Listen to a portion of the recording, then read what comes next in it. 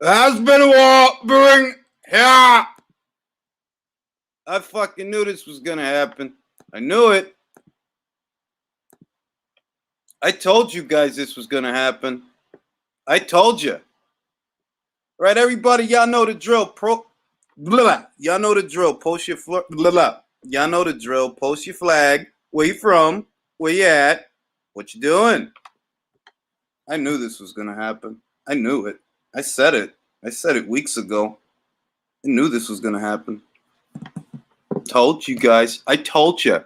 Give me a second. Let me work everything out over here.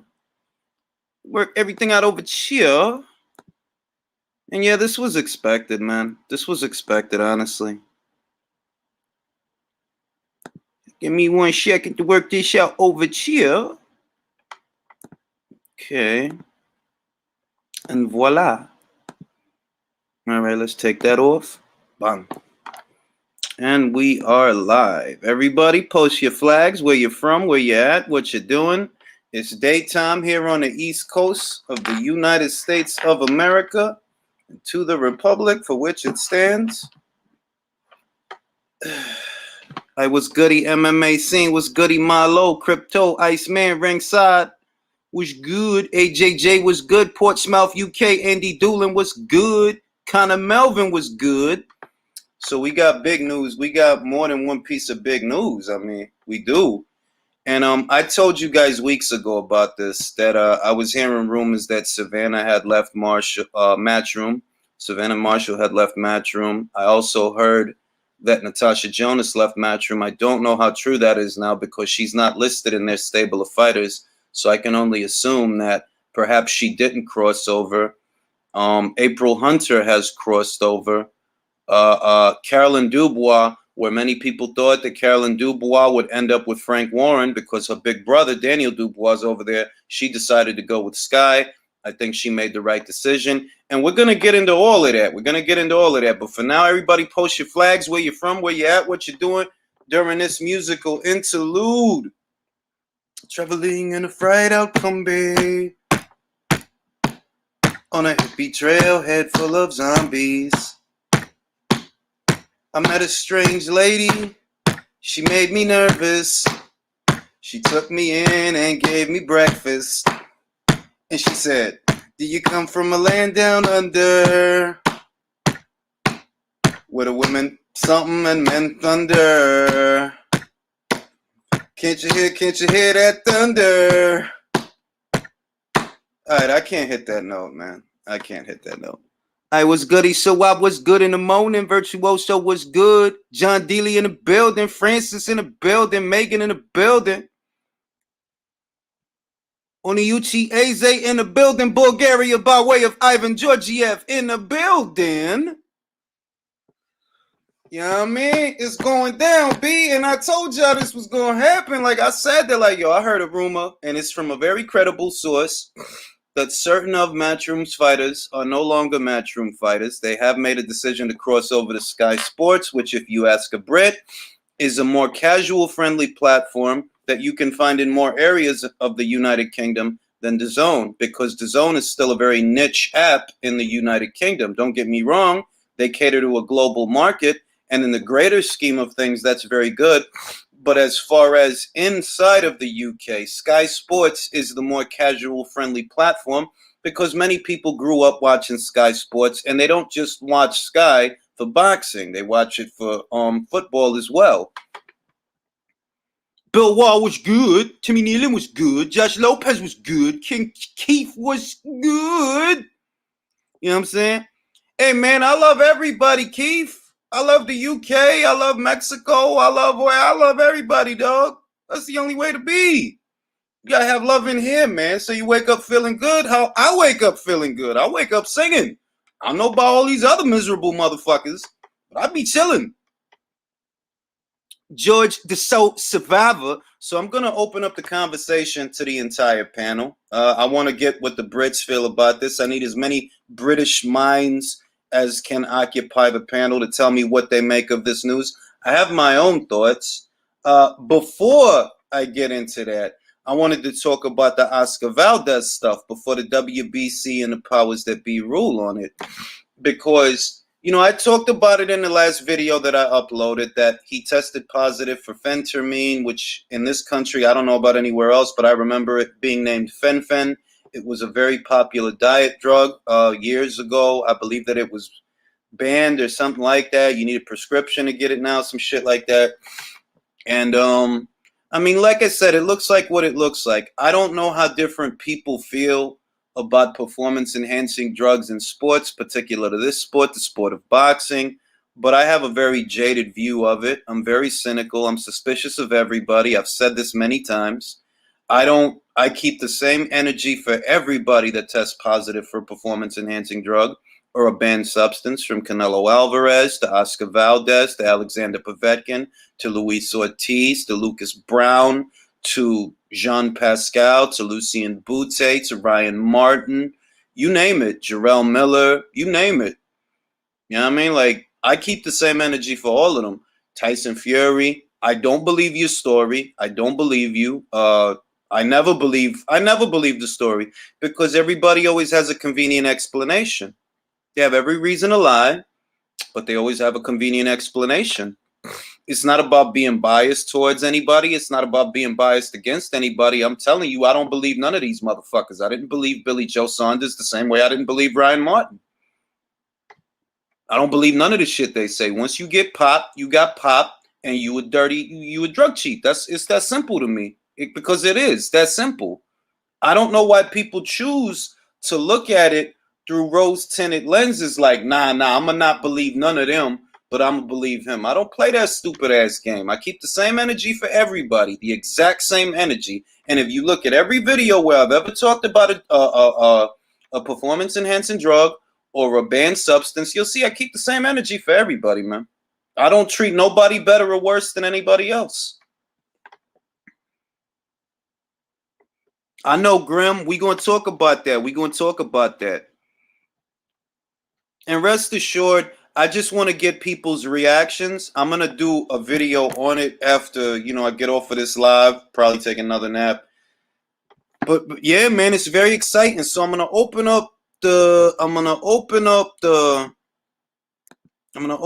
conversation to those that want to join in and just give me their reaction and what do they think about it. In the meantime, we're going to have another musical interlude. Don't lean away. I don't know what you're saying. Don't lean away. Days and days I'm trying to find you. I'm shying away. And I'll be coming for your love anyway. Take on me. Take on me. Take me on. I cannot hit that note, dog. I'm not supposed to sing that song. That's not Boy George, man. That's Go West. All right, Sawab, give me your take on the situation. What do you make of whatchamacallit, Sky Sports, their roster of fighters, the cards that they're letting out? What do you think about that stuff, man? First of all, good morning and good afternoon from our side in the UK. How are you, Jake? What's happening? Chilling, man. I mean, like this basically confirms the rumor. I heard a rumor several weeks ago. I'm not gonna release my source, obviously, but I talked about it here on the channel that they told me that several of Matchroom's fighters are going to be leaving Matchroom, some familiar faces, and they were going to stay with Sky because they feel that Sky is the better promotional engine because it's a more casual friendly platform in the United Kingdom. People already know Sky, so there's no familiarization process. And you as a Brit, what do you make of their cards and how does it look to you? Well, me as a boxing fan in the UK, I think it's great that Sky Sports are staying in the boxing business, because as we know, Sky Sports is a it's a mega what's it called, entity, if you call it. They're not just in boxing; they're throughout everywhere. They have Sky Sports 1, Sky Sports 2. They're into the F1. I think they're gonna be in the electric F1. Forgot that one. So they're into several other stuff. So I'm happy that they're in boxing. and Sky Sports is very popular in the UK, especially in the pubs. If you go Do down you, the road, do Sky you Sports is there. do you think that Sky Sports, given what they got going on right now, can actually give Eddie Hearn and Matchroom a run for their money as far as the boxing? Do you think that they could be Hell a yeah, we need the boxing needs. We can't just rely just on one person like Eddie Hearn. Well, Eddie Hearn is Eddie Hearn, but I think Sky Sports has a big hand in making Eddie Hearn who he is right now.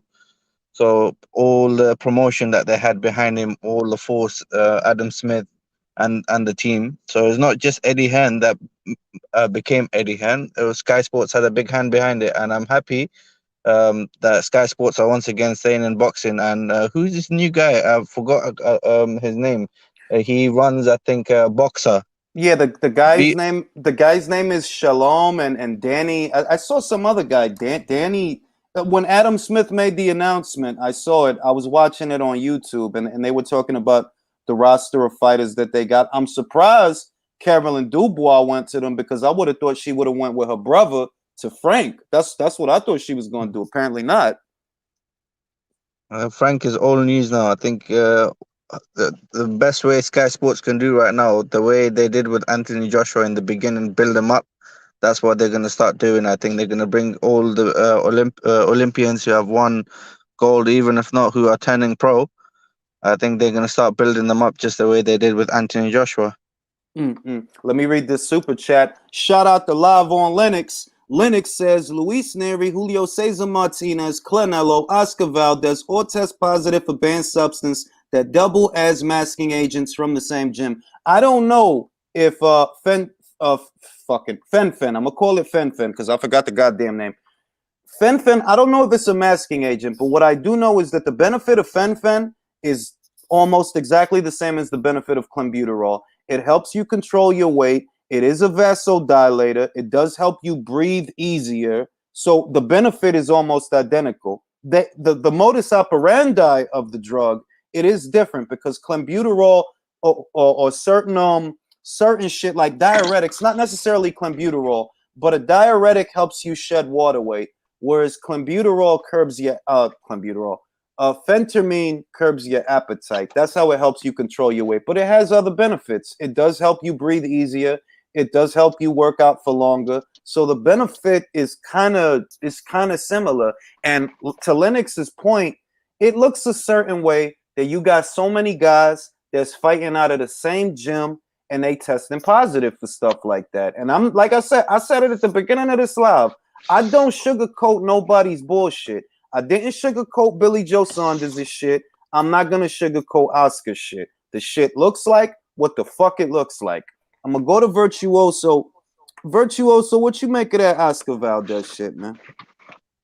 I'm not really surprised by it, and I'm not really upset or even like mad. But I'm not even like I know fighters do use steroids. I don't look at it as um, as cheating if it's a balanced playing field. If a lot of people are using it, the way I look at it is whatever he's taking is not to improve his skill. All that he learned from Eddie Reynoso. What it does though is I think it maintains your endurance. So from an endurance aspect, yeah, he did get an advantage, but you know if you're gonna have to test him, you're gonna have to test other fighters because this thing just opens up the book on Reynoso's gym. I that This thing just raises my suspicions about Ryan Garcia Mm. and his shenanigans. So when I saw that picture circulate of him, different that juxtaposition of him from 2018 to the following year, yeah, I'm gonna guess that this guy was probably cycling off. So I'm gonna take the conversation to Sawab. Sawab, you heard that Oscar Valdez tested positive for a weight cutting agent. What's your reaction to that? And what's your reaction to just guys that test positive for banned substances? Because it's almost like it feels like everybody's on something, so who fucking cares? That's kind of the feeling that I have, that I'm like, if every other day you hear about somebody testing positive. So it's like, well, isn't it an even playing field if everybody's on something? Just what's your thoughts on that situation? Man, I don't doubt it now. I don't know. It is what it is in boxing right now. So there's nothing that could be said. It's just too shame you got caught. That's all it is. He Hmm. got caught. That's it. I don't. I think. Well, 90% of the boxing, almost the people at the highest,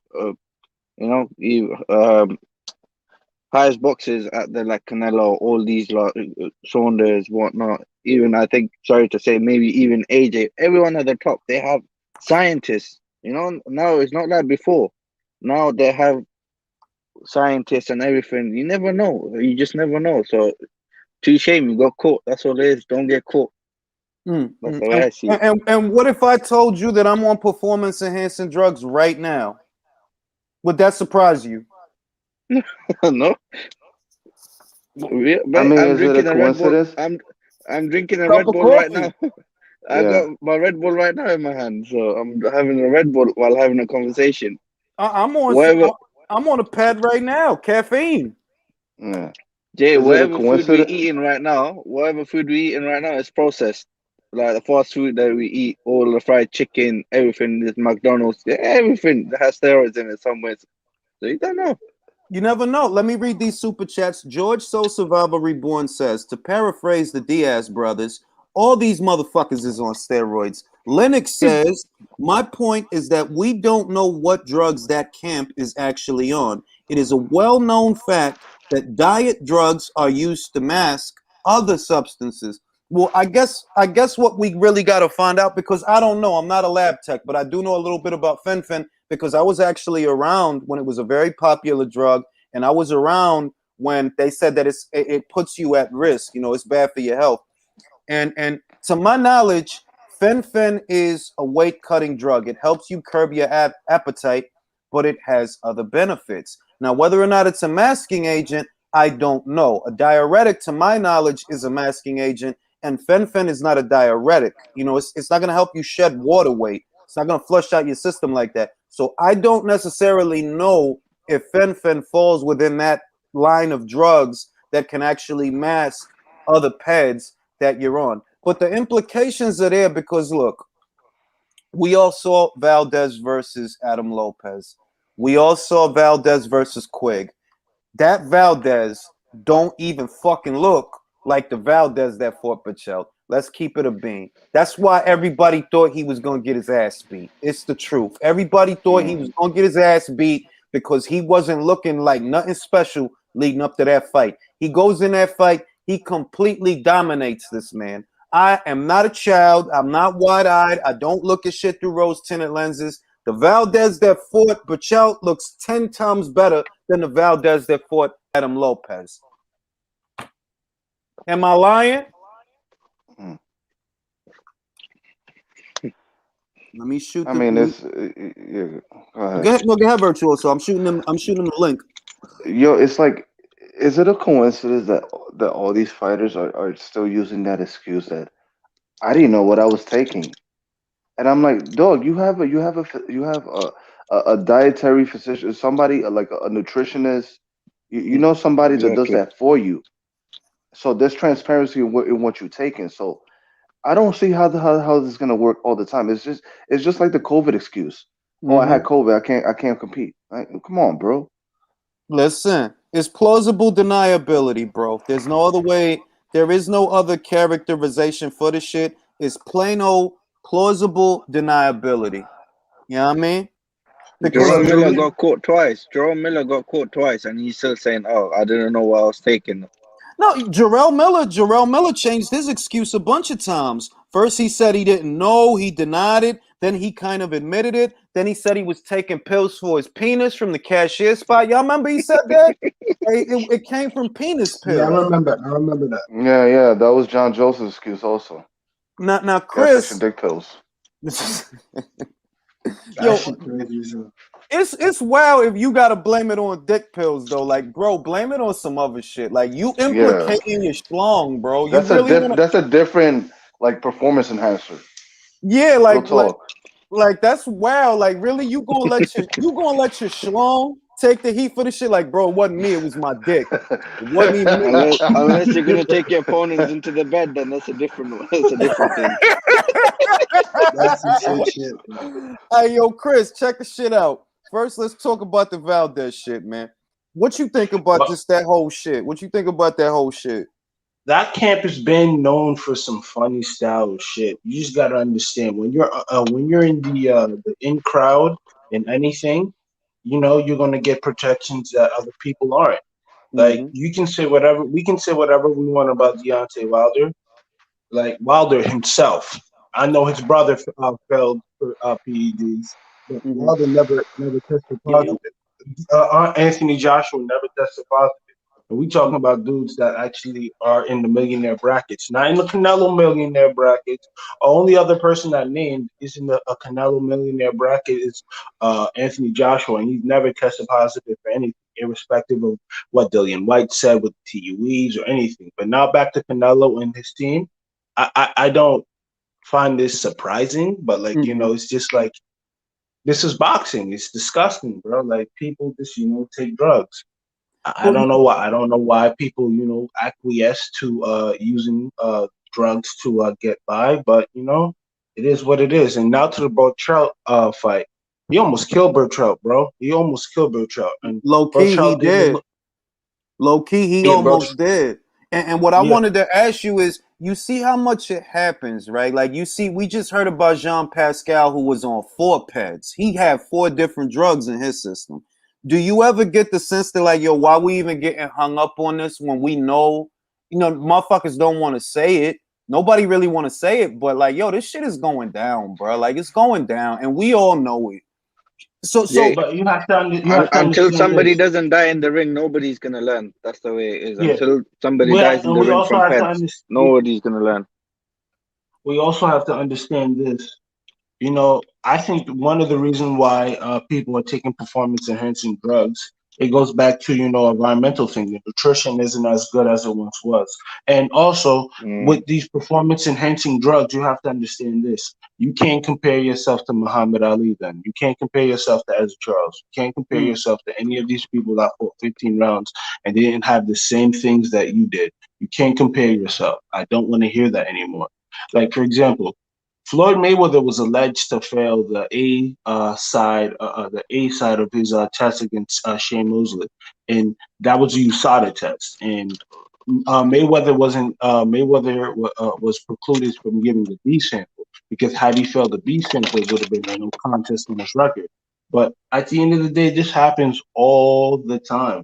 It's depending on who is in the in crowd and who's making the money. Because let's really be honest. Canelo's team makes that money. That's the reason why WBC didn't go so hell for leather on Canelo. That's the reason why they let me ask you this question, Chris. Do you feel like we as boxing fans are willfully being naive about the shit when we know, like, even at the level of a Canelo, right? Like the level we talking about right now, which is the elite, superstar, and all that bullshit. But even at the lower levels of the shit, you got guys like Ryan Martin testing positive for shit. You got old ass men like motherfucking Jean Pascal testing positive for shit. You got guys, they ain't even made a name for themselves yet. Like what's that guy, man? Besputin, I think he tested positive for some shit. It seemed Alexander Besputin? Yeah, like he tested positive. Wasn't Besputin a fucking mandatory for someone at 154? And he motherfucking lost the shit because he tested positive for some shit. And it's like, and what I'm saying is, it's like, it seemed to me like I used to be a little bit more naive about this shit. And as I get older, I'm like, yo, you know what? This shit is wild. Like, why we being naive about the shit when at every level of the sport, you seeing the shit? At the top level, the mid level, the bottom level, we seeing the shit. So wouldn't the safer thing to do be to let them use it but employ regulation? That would get dangerous because what would be the regulation? Because that's contingent upon different people's, body genetics, structure, and everything. Because sometimes someone can take something incrementally, and someone will have to take something, for a longer period of time at a higher doses. So at the end of the day, how can we regulate something that has a different effect every human body is different. Every human body takes different type of peds. Some works on some people, some doesn't work. Like I said, it's all genetics, so you don't know. But see, this is the situation, right? You wanna- Regardless, without regulation, because this is what's going on. Without regulation, without oversight, without somebody overseeing what's going on, motherfuckers is doing that shit anyway. And if you talk to people and you listen to people, like I was listening in yesterday to Sonny Edwards' emergency boxing talks on Twitter. I'm listening to this cat, and if you listen to how he, if you I'll keep listen it to buck. if you listen to what he was saying, he's saying that like, yo, look, he's a boxer and he hears about all type of shit that be going on. And motherfuckers, they talk about the shit openly. They're like, motherfuckers are so cavalier with the pads that they use. They don't even really hide it. You know what I mean? Because they like, yo, you would have to be a dickhead to get caught because it's so easy. Like you would have to really be a dickhead. So I guess that makes us a dickhead. I guess that's what he was trying to say. But it's like, if motherfuckers is using shit with no regulation, wouldn't adding regulation at least make it less of a problem?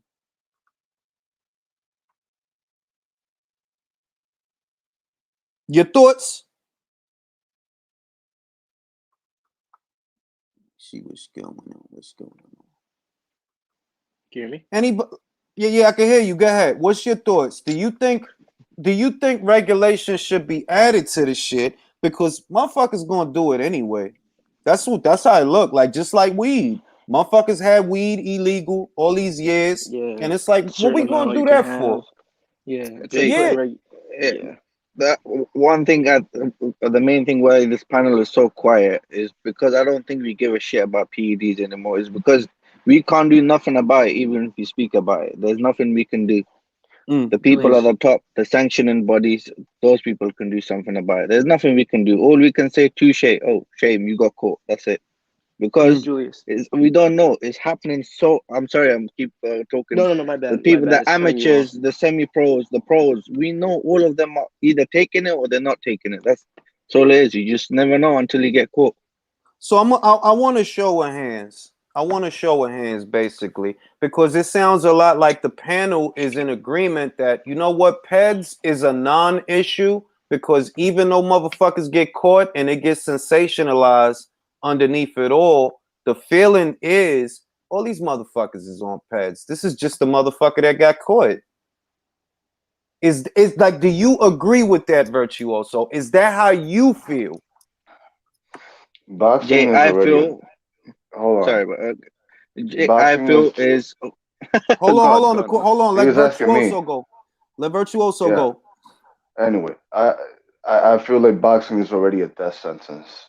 You go in there, you're in the risk of dying in the ring, even against somebody that isn't on something. So, to me, it's just I look at it as a moral panic. Like this is a PR thing. So you think that's that, and that's kind of what I'm getting at. That it's like, yo, why everybody bug out whenever it happened? When it's like, bruh, like we really gonna do this shit every time? It's almost like we doing it just for appearance's sake at this point. You feel me? That like, look, John Pascal tested positive for 4 PEDs. Fucking Jarrell Miller tested positive for 3. Between Luis Ortiz, Lucas Twice. Brown, and Alexander Povetkin, you looking at 6 separate instances of performance enhancing drug use. And it's like, yo, dog, isn't it obvious by now that, yo, probably 95% of these motherfuckers is on something. And the 5% that ain't is the ones that don't make it to the top. The journeymen and shit. So should there be outrage over this shit is what I'm asking. If there was outrage, the best thing they should do is, if anybody gets caught, ban them from boxing for life. If they really gave a shit, all it is, they don't give a shit. Like the thing said before, you get caught, that's it. Banned for 6 months, have a holiday, and then come back. That's all it is. If they gave a shit about pets, then if anybody gets caught having any type of whatever thing in their body, ban them from boxing for life. I'm gonna take it over to Chris. Chris, what you think about that shit? Do you think motherfuckers is just getting uptight for appearance's sake? Is that the feeling that you got? They're like, oh, motherfuckers will get on this bullshit now and then forget about it in 3 weeks. What you think about the shit?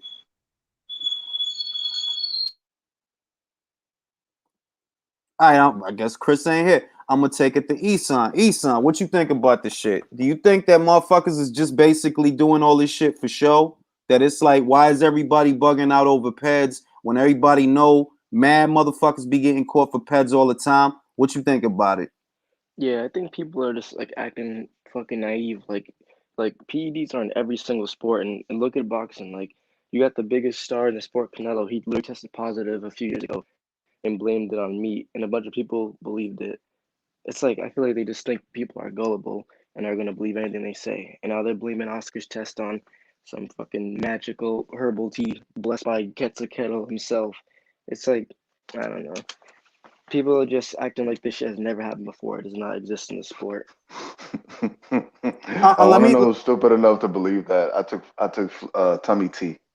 word, Shit's right? Like ridiculous. let me read the super chats, y'all. All right, George the Soul Survivor says some peds were legal until they're not. Pavekin, that's true with the meldonium, but not true with the Osterin. The Osterin was actually already on the banned list, and he used the Osterin after he used the meldonium. Most people don't know that the real reason he was out for a while was because of the Osterin, not the meldonium. Let me go to the next super chat. Go to the next one. What's good, Ring IQ? Always enjoy the lives. Thank you, Leon Figures. Always a pleasure. Go to the next joint. Let me see right here. George Hall says, stop giving a fuck about drug cheats when hypocrite fans and media turned a blind eye to their favorite. And exactly, George. Like, look, I was arguing with a dude yesterday, right? And he is so fucking determined to rewrite history for Canelo when I'm not lambasting Canelo. I'm just giving it to you straight. He did not get cleared of shit. He had to serve out a 6-month suspension. That's the truth. The commission said, we don't give a fuck what reason you have. All right. It's your body, and you have to take responsibility for what's in it. And he got suspended. It is what it is. I'm not going to sit here and try to make excuses for the shit. I had some cat. I woke up. Look. I ate 2 Big Macs yesterday and a cheeseburger, so I fell asleep. I passed right out. I woke up early this morning, like 4:30. I wake up at 4:30, get my coffee on my shit, look at my notifications. It's a dude in the chat arguing like, yo, why you arguing about Canelo and his clenbuterol, B? Yeah, he used clenbuterol. You need a fucking rocket scientist to see that he used clenbuterol. He went from 155 to 154 to 164 back down to 60, and you want to fucking sit here and argue with me, you dickhead? Yeah, and people try to act like, and it made sense that the clenbuterol stuff.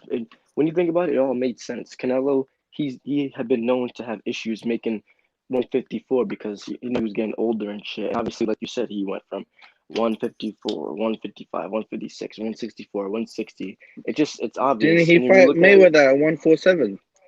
yeah, and No, it's no, like no, when no. you He no, fought. no, no, it was He fought Floyd at 152. But around the time that all of this happened, remember, he fought Cotto and won the title at 155. Then he fought Khan at just a little above 155. Then he dropped the title. He goes back to junior middleweight, fights Liam Smith at 154. After that, he goes up to 164, fights Chavez. Comes back down to 60 to fight Golovkin 2 times. It's like, bro, you see how he moving. And once again, I'm not pigeonholing him. I keep the same energy for everybody. For look at his Canelo. physique. Yeah. He loses looked weight like and he gains weight lost. like my wife. He looked like he lost 15 pounds in that second Golovkin fight. I was like, dude, the first fight he looked bigger than Triple G. All I'm saying, and because I don't want to make it like, oh, it's just about Canelo. No, it's not just about Canelo. No, it's not just about Oscar. It's about the sport. It's about the sport. They're like, dog, this shit is regular, man. Look, I'm on fucking peds. All right, I'm on HGH and testosterone. I'm trying to throw a little Toyota Corolla at somebody. Like, so what? So fucking what if I'm on peds? So what? Mhm. You know Man, what if there was like a weight gain ped supplement, I swear to God, I'd pay whatever I need to for that. HGH. That's the one that you would want to take for what you want. HGH. Nah, but in all seriousness though, is it dangerous taking that stuff if you're like a regular person? Because I'm not too like, Sylvester you know, Stallone's been on it for years, bro. Why you how think do you he's as old as? Why you think he's as old as he is? but as big as he is, he's been taking HGH for years. And the thing about anything, I don't care what it is, all things in moderation. All things. That's how you do it, and don't end up, like Rich Piana or somebody. You know what I mean? Really though, I'm not on Peds, so don't believe that shit. I just be playing. I'm not on Peds. Nah, be careful. But look, Be me and careful, you Saint. might get banned from YouTube. Nah, man, come on. These motherfuckers on here using it's real motherfuckers that's on real pads on YouTube. Look, Mia St. John said it. And bear in mind, Mia St. John never tested positive for a banned substance, never tested positive for performance enhancing drug. But she said it. Like, yeah, I was on pads. And a lot of other people were on pads. I'm not gonna blow the whistle on them, but a lot of other people were on pads. It's fucking normal. And that's kind of what molded my demeanor towards the shit. They're like, yo, if underneath it all, the professionals know why we doing this production, why we doing this song and dance. I don't understand. If underneath it all everybody knows, and if underneath it all damn near everybody on it, then why we need the dog and pony show? Yeah, Eddie I Hearn, mean, Eddie Hearn himself said, "He goes, we can't control pads in boxing. It's impossible. It's so much testing you have to go through, and it's expensive." I look, mean, the fan culture of boxing is largely cynical. I remember when I used to frequent, in Facebook boxing groups, there's a joke about the reason why Marquez beat Pacquiao because he had memory radio. Because he had them shakes, and it gave him the power he needed, the juice. One roided, steroid guy, beat up another, so it's a fair one. So I don't really understand what this performative, oh, he should be suspended for life. Oh, I'll never look at him the same way. And bro, this is the culture of it. This is the culture of sports, of competition. People will do anything just to be number one. yeah, and that's why I don't want to make it seem, for example, like I'm castigating Canelo, right? Because taking HGH is not going to teach you how to throw a jab. It's not going to teach you how to throw a proper jab. It's not going to teach you how to set up a right hand. It's not going to teach you how to feint, when to feint, foot position. It's not going to teach you none of that, which is why I said that in the other video that I did that, look, taking a performance enhancing drug, it's not going to make you a better boxer. It'll make you a better physical specimen, but not a better boxer. So I think that a lot gets lost whenever the conversation is brought up because so many people get offended by this shit. Like, don't get offended that Canelo got caught using clenbuterol, and don't get mad at me for talking about it. That's just the Hmm. facts, bro. That's just the facts. That shit don't get there by itself. It don't. Yeah, his fans like to act like that shit just never happened. Like it's like it isn't a part of his history forever. I still think that Canelo's the most skilled boxer, or at least one of them in the world right now, because you can't motherfucking take HGH and suddenly it's not like fucking Matrix where they put a thing in the back of your head and you know all the fighting styles now. Right. Yeah, it's not like that. Like you're like, oh, I know kung fu. I know kung fu. Like, nah, bro. Like you don't put a needle in your ass and then you learn how to box. It don't work like that. Like it'll help you be a better physical specimen, but it ain't gonna teach you how to box. Like ultimately, Ryan Martin was on synthetic testosterone and he got his motherfucking ass beat. The whole fight. He got his motherfucking ass beat. And he was on Hmm. peds. So why the peds Right. ain't help him? Good point. You You know what I know, mean? it's Shit. like it's like Jay this. Like, Let's Pascal look at would Barry never. Bonds. yeah. Like Pascal the would never. moral panic, though. It's like the stigma is still there, but like society needs to do more research on this thing, and understand what it takes to be an athlete. People that are out of shape Uh, don't understand what it like to swing a bat like so many times, to throw a baseball so many times, to throw punches so many times. You need a little something. You need something of a boost to help you keep doing that. well, There's no way you could somebody do it, did it. eating spinach. Somebody did it naturally, bro. I don't want to hear that. Someone that did that naturally. Babe Ruth So was fat as fuck, hit 715 home runs. I'm I sorry, Chris, but being Chris, adi- Chris, I'm, s- let me I'm, say s- this. Let There me was say this. heroin back then. No. It ain't even that. Chris, when Babe Ruth was hitting them home runs, the stadiums were smaller. They was that easier is to true. hit. They was easy. And bear in mind, I'm not saying that it's okay or He's it's not okay. I'm saying that boxing don't know as a sport, and sports in general, they don't know how they want to treat the shit. They really don't, because they got this. It's almost like a production. Like, oh, it's moral outrage, but underneath it all, motherfuckers know what's going on. Like, come on, B, motherfuckers know. You know what I mean? Like, look, I'm gonna say this, and I don't care who get mad at it, right? Amanda Serrano went from 140 pounds to 115, back up to 135, and it just so happens that her manager was selling performance enhancing drugs out of gyms in New York. Connect the motherfucking dots, B. Connect the motherfucking dots. How you like that? But like I was saying, ultimately, people are very delusional, right? So this is my only contention with these people. Stop comparing yourself to yesteryear. These motherfuckers were really true animals. They had nothing and they made something out of it. And people like devaluing people because they feel inadequate to them. Cool. All you have to do is compare your era and leave it alone. People just don't want to do that though. That's the thing that gets me tight because Julius, I understand this. I'm not naive. Ultimately, I remember, doing the Golden Glove things and the amount of trauma my body went through. And I not took it near one of them fucking, performance enhancing drugs to make me feel better.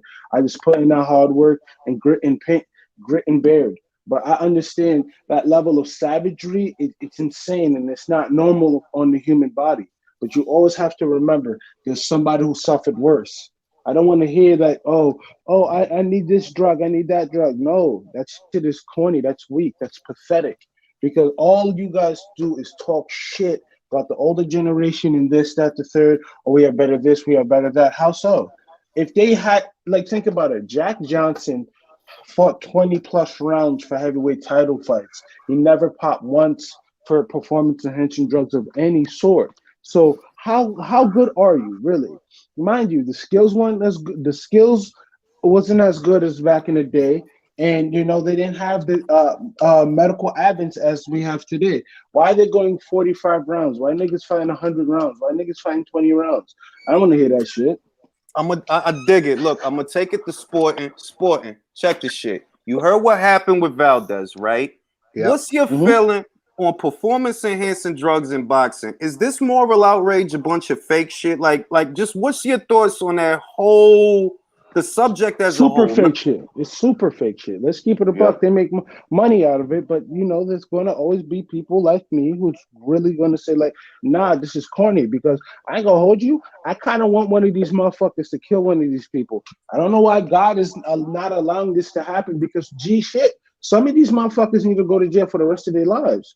Well, this shit is corny now. Before I pass it back to sporting, right? It's a girl fought in Canada last Friday. She fought Marie Pugh, Mexican girl, 18 years old. She got hit with a couple of Zacharias. Jeanette Zapata, right? She's still in the hospital. They stabilize her condition and all of that. But it's like, what if it's already happening? Like, we don't know. I'm not trying to put guilt on Marie Pugh because as far as I know, she's a clean athlete, innocent until proven guilty, right? But it's like, what if it's already going down? We don't know. What if Subriel Matias was on some shit in the Dadashev fight? When he killed Dadashev? Yeah, like we don't know. So sporting, how you feel about PEDs in the sport of boxing and PEDs overall? Okay, well, firstly, I think that with PEDs, there's something that's probably always been used and probably always will be, but it's considered a real PED if it's on the ban list. But there's so many things out there that are currently not on the ban list, but people are still taking them, whether it be for to help them in workouts and whatever. There's so much stuff. People using that CBD oil. Yeah, Anthony Fowler loved his CBD oil. I'm not saying it's a pad. I'm just saying he loved his CBD oil. Yeah, he does. But what happens if they put that on the ban list? What? Well, he's then a drug cheat? I see where you're going. But the thing they is, suspended Nick Diaz for 5 years, and he's making his return this year for smoking weed, a plant. That's true. It's like there's so many inconsistencies with with their testing standards. Well, let me ask you this question then. So with the PEDs, okay, firstly, I don't like them. I don't agree with them, okay? But how many people have been seriously hurt or died where the opponent has been on PEDs? That's the thing. We can't I'd never say. heard of it. We can't say. We can't. We can't quantify it. We can't. So when I hear people saying how people are dying in the sport and blah, and it's true, yes, it is, and of course it is a dangerous sport, but it's never happened. I'm not saying it won't happen. I'm saying it's never happened. So I don't get that argument. Well, it's a double-edged sword, Sporting, because I go back to what Mia St. John said, right? Mia St. John has never actually been caught using a performance-enhancing drug, but she admitted to using performance-enhancing drugs, right? She admitted that, yes, she not only have I used them, I know lots of other people that have used them, and they weren't caught either. And this was years ago, because Mia St. John ain't fought in years, right? So it create that admission. Somebody shoveling snow. Who's shoveling snow? I mean, And let me Lennox just Lewis was as well. Lennox Lewis, Mike Tyson, Evander Holyfield, they all admitted it. and the question that creates for me is that, okay, so if Hey, you sorry to don't interject, Julius. I gotta ask you, sporting icons, when did Lennox Lewis ever say he took performance enhancing drugs? Please direct me to it. Okay. He was on an interview with Evander Holyfield, and he was asked a question about have you ever took like a PEDs, and him and Evander Holyfield looked at each other, laughed, and went, nah. But they were laughing at as they did it. That's telling me, yeah, they did. Evander Holyfield's been, linked to that, the Balco scandal, He was the and first everyone. one. But to be quite honest Let with me you, put something in it. I never heard Lennox Lewis ever, being linked to that. I know Mike Tyson failed a litany of drug tests. He was coked and weeded up, but he never took PEDs. So well, wait a minute now, wait, Chris. Coke is a pad. Like if you sniff some coke and then go fight a motherfucker, you can sniff some coke and fuck a bitch, and you gon' like, yo, look, you fuck the shit out on some coke. Listen, so how you know, Julie? You wanna know? Hey, listen, man, I ain't say that shit. Listen, I ain't say that shit.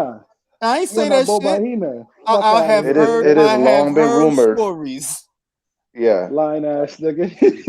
It's been long rumored that Panama Lewis put cocaine in Aaron Pryor's water for that fight.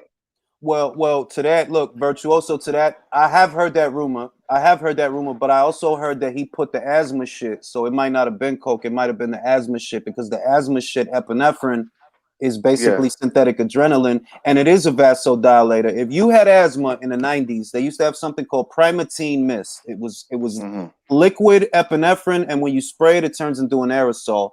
And yeah, that shit will help you breathe within seconds, not minutes, seconds. All right, it is a vasodilator. It opens up your airways fast as fuck.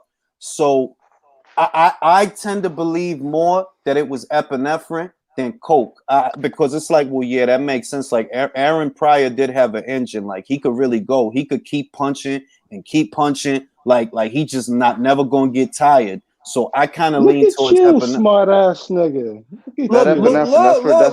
Look, yo, Chris, I know a lot of shit, yo. I know a lot of shit, all right?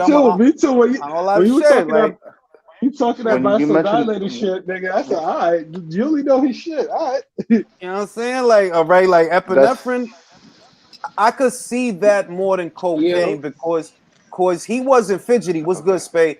He wasn't fidgety. Like the coke would have had him looking like Charlie Sheen out there. Like, and he wasn't acting like Charlie Sheen out there. He just, you know what I mean? So I don't really think it was coke. But back to sporting. Just that whole conversation about performance enhancing drugs, right? Do you think that people being fake when everybody knows that underneath it all it's widespread in the sport? Of course they are. Of course they are. I mean, was it Shannon Briggs? He said that he knows most people in boxing are taking something.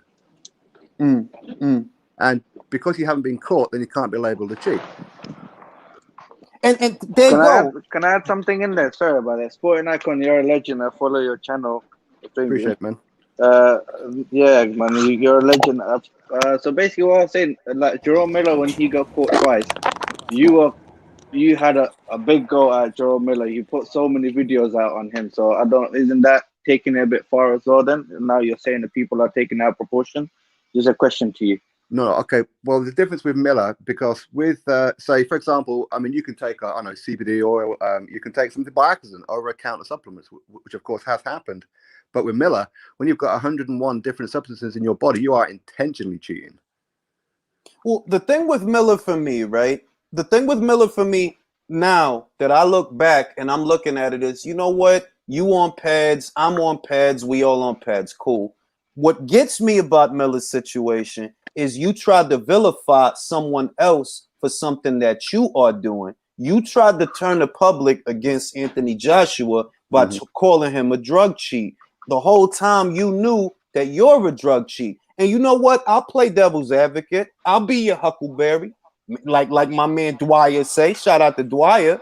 I'll be your Huckleberry. What if both of y'all is on pads, right? Then why you playing this game, Jarrell? Why you playing this game? Because you playing a game. Yeah. You trying to turn Confidence. He doesn't have confidence. He done it twice. Once he got cool with AJ, no, it's not and then even the that. second It's time not he got even cool again. so Weeb. So what? It's not even that. It's that if I know that I'm on pads, right? And let's say that I know that you on pads too. Then why am I going to tell the public? Like, never mind the pads, we both on those. Why am I going to go to the public with this shit and try to turn them against you? You see what I mean? Jay, it's just like It's when we're in performative. class, and I think I let a fuck go, you let a fuck go, we both of us laugh at each other, you let a fuck go. That could be it.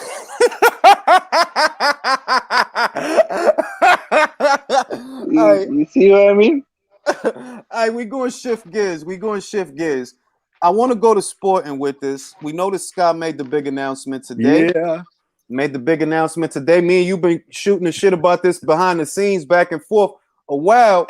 And so let's just talk about, do you think Adam Smith could be a formidable rival given what he has now for Eddie Hearn in the zone? Do you think that he has what it takes to really like give him a run for his money better than Frank?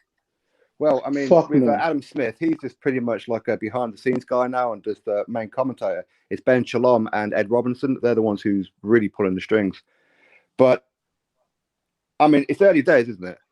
You know, they signed like a bunch of prospects. They've got Josh Taylor, undisputed champion. Chris Eubank Jr., he's a big name in the UK. One of my best friends in Stephen Robinson and George O'Connor, April Hunter. I mean, I think they're making the right kind of moves. But at the minute, with Matchroom, they're very far ahead. But the reason that they're far ahead, because they got the stable, because of Sky. So now they're going back to what they did in the beginning with Eddie Hearn. So this is a grassroots movement. I want to say the Clarissa Shields angle, which we actually talked about here on the channel, and I struggled with it because it was suggested by Rob. Shout out to UK Rob. He suggested that Sky Sports might end up signing Clarissa Shields. And I'm like, well, if they sign her, what does that mean? That she's going to fight out of the UK from now on? Or ESPN. I think she's a liability because the shit that she brings with her, you got to remember, Jerome Boots Ennis had to headline in her hometown because her brother wanted to be on some pussy shit and sucker punch James Ali Bashir. So you got to understand, that's the contingent of people that's with her. So, yeah. And also, I don't think she really wants to fight Savannah Marshall because whenever you bring up Savannah Marshall to her, we already know Clarissa Shields is mentally weak. So I wouldn't sign her. It's too much headache. Is that her MMA stuff now done with? No, she has a fucking fight coming up in October, I believe it is. She got her second MMA fight coming up. So what good is that if she gets her legs twisted off? That's what you raising the same point that I raised, Sport. And that if she go in there and that look, the girl she about to fight, right? This Mexican girl, right? She got some nice juicy ass thighs. She look good, low key, right? She looks a lot more formidable than Brittany Elkin, the girl that she's about to fight. I've never seen a fight. I'm probably not going to until the night of the fight. But I'm thinking, if this girl beat the shit out of her, what happens to the Marshall fight? Well, the stock gets dropped, doesn't it? It's over. The beauty of MMA is that you got to prepare for a various amount of styles. You know, you don't know what you're gonna be up against. She might be up against a grappler that might actually do that, twist her legs, you know, her ankle, put her in the ankle lock. But Spade, if she gets her ass beat, Spade, does the Marshall fight still happen? No, it's over. It's over with because being that there's not that many marquee fights in women's boxing to make, that would be somewhat of a marquee fight. And if she gets her ass whooped, then there's no marquee fights. It's really no reason to. And the reason why I don't believe they're gonna sign Clarissa is because it's too likely for her to get hurt in MMA and Nah, lose. bro, they signed her, bro. I'm looking at the shit. Yo, look, bro. I'm trying to tell. It's official, bro. They signed her, man. Where's the shit? It's too much of a glare. Let me lower the glare. They signed her, bro. Like, it's a wrap. Oh shit. Never mind then. Bro, she gonna be eating beans and toast. Beans and it's a wrap, bro. Earl Grey, beans and toast. Yo, it's so eggy in a basket. It's a wrap. Yeah. But Julius, I know you changed the subject, but I just wanted to add one thing on the previous subject regarding the PEDs, right? I think Eddie Reynoso figured out a method to get it past the people that's testing, and like this is gonna take a minute. What I'm about to explain, right? The I method have a is job where I Canelo. get randomly drug tested, right? I'm an occasional weed smoker, right? Well, weed edible taker, right? All right. Occasionally, I get tested, right? But I know how to beat the test. It's not guaranteed, but it's a high probability I'm always gonna beat it. The way I beat it is I have some type of idea of when they're gonna test me, right? Uh-huh. What I do is I spend a couple of days of not taking whatever it is, right? And I run and I go to sauna and I sweat it out and I drink lots of water. And then the day of the actual test, there's a thing I drink. I mix it in some Gatorade, drink it, and like I could pass the test for that period of time that they test me. I think Eddie Reynoso found a method with similar to what I do.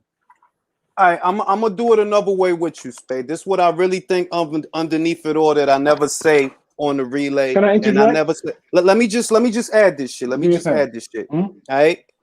I think Memo Heredia found a way. I think Victor Conti and the snack athletes, I think they found a way. You're not going to tell me that Victor turned. You're not going to tell me Victor went straight. I don't believe that. I don't believe that. Me neither. I believe Dominic Engel found a way. I believe Eddie Reynoso found a way. Everybody has their method. Underneath it all, that's what I believe. It's evolving. That's all I want. That's all I wanted to say. Is it possible for the Shout out to commissions Mark like, calling Reynoso the Mexican Dominic Engel. Engel. Yeah. But back to what I'm saying. Julius, Go ahead. I wanted to ask: is it possible for like the boxing commissions to like demand certain athletes that want to like fight under their commission to have like 24/7 testing? Yes, but it's the problem is money, bro. The reason that Yeah, it's a lot. testing is not more regulated in the sport of boxing is because nobody wants to foot the bill. Do you know it would take a lot of money to test these guys year round, randomly, all of them, whole stables of fighters in different countries. It's going to take like the LabCorp stock will shoot through the motherfucking roof if you could actually finance some shit like that. But you can't. It's too much money. That shit too. Shit. Do they have it like that certain fighters with a certain purse amount is mandatory? Like if you're making a crazy amount of money, you have to be mandated to, You gotta look. Let's say I'm a promoter, right? And let's say that the WBC is somebody like that. They try to hit me with that bullshit, right? I'm be like, man, suck my goddamn dick. Suck my steroid-filled penis, B. I'm not paying for shit. And that's what I think the attitude really is, that underneath it all. Suleiman, I ain't gonna hold you. You talk greasy, Julius. Suleiman, I would have liked that. Real Like, shit. I ain't gonna hold you. If I was like, the WBC, like, nah, Julius, you gonna have to come outside. I don't give a fuck if I get listen, B. You don't respect me for mine, but I'll tell Mauricio, listen, B. I'm not paying for that shit. You can suck my whole motherfucking steroid cocaine-filled dick, B. I'm not paying for shit. Spit in your daughter face. Fuck And I'm that spitting in crap, your daughter motherfucker, face. man. Nobody likes it. Real It's like shit. $6,000 per test. Again, I want to go back to the inconsistency of dishing out punishment. How many months was Canelo suspended for? Fucking Exactly. like 6 months. 6 Fucking months. 6 months. B. Holiday. It's a slap on the wrist. Others get fucking suspended for a year, maybe a lifetime ban. Well, look, the thing is, it was a year ban, but with cooperation. This is what they hit him with. They hit him with Money talks, baby. Of course, at the end of the day, like if we get to the point, money talks. But the shit was, it was a year ban, and with cooperation, you get the ban reduced to 6 months. So that's why he only got 6 months. The reason it's a slap on the wrist is because, well, it's 6 to 8 months between all of his fights. So it's like, bro, you're not even really on suspension. You just between fights. That's it. Can I just add? How do we know that Canelo is still not being tested positive for it? You don't know. Probably the WBC and the other lots. They could be hiding it. You never know. He's a money maker. He's number one. Listen, Possible. You think Canelo was snitching? Nah, I don't think Canelo was ratting. I don't think he ratting. I don't think he ratting. So Canelo keeping it cold. He can't be a keeping snitch. it G.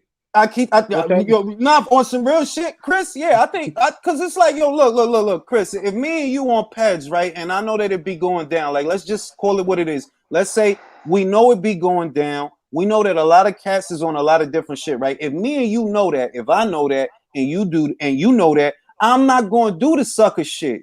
That's the I'm not gonna be in a whole shit. Like that's like the Twitter shit. That's what I'm saying. That's like the Twitter shit. Like you got people that'll argue on Twitter, right?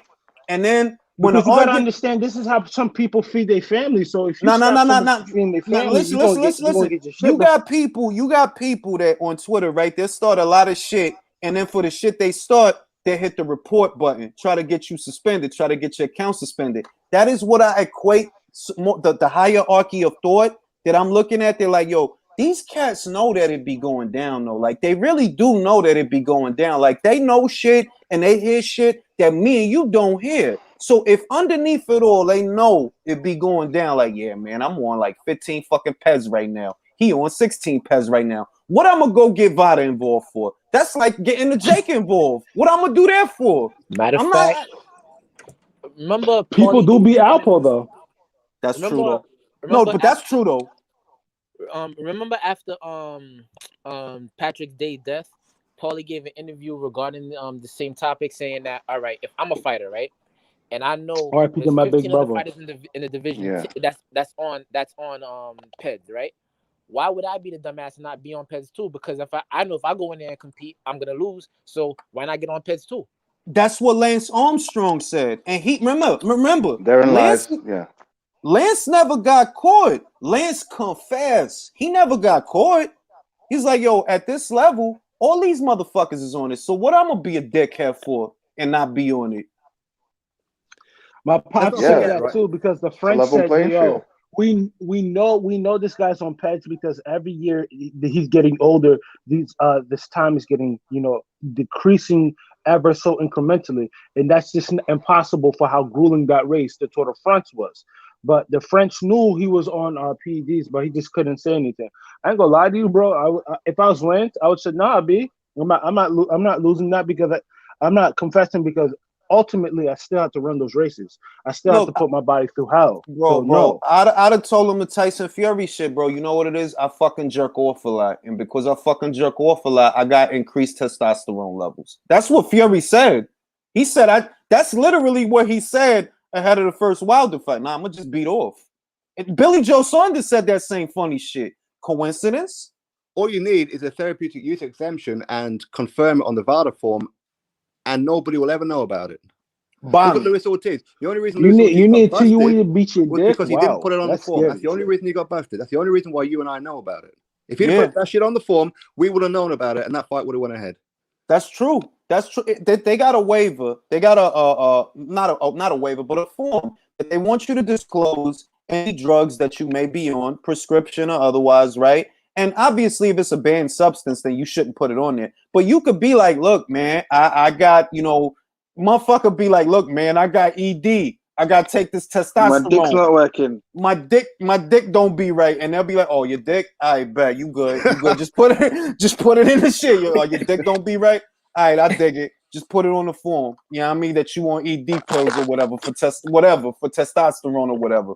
And you good, and you go in there and beat the shit out of motherfuckers and be like, look, we know it's the dick pills. I ain't gonna hold you though. If a dude say that, I'm flaming him before I let him go. I think I'm gonna flame you.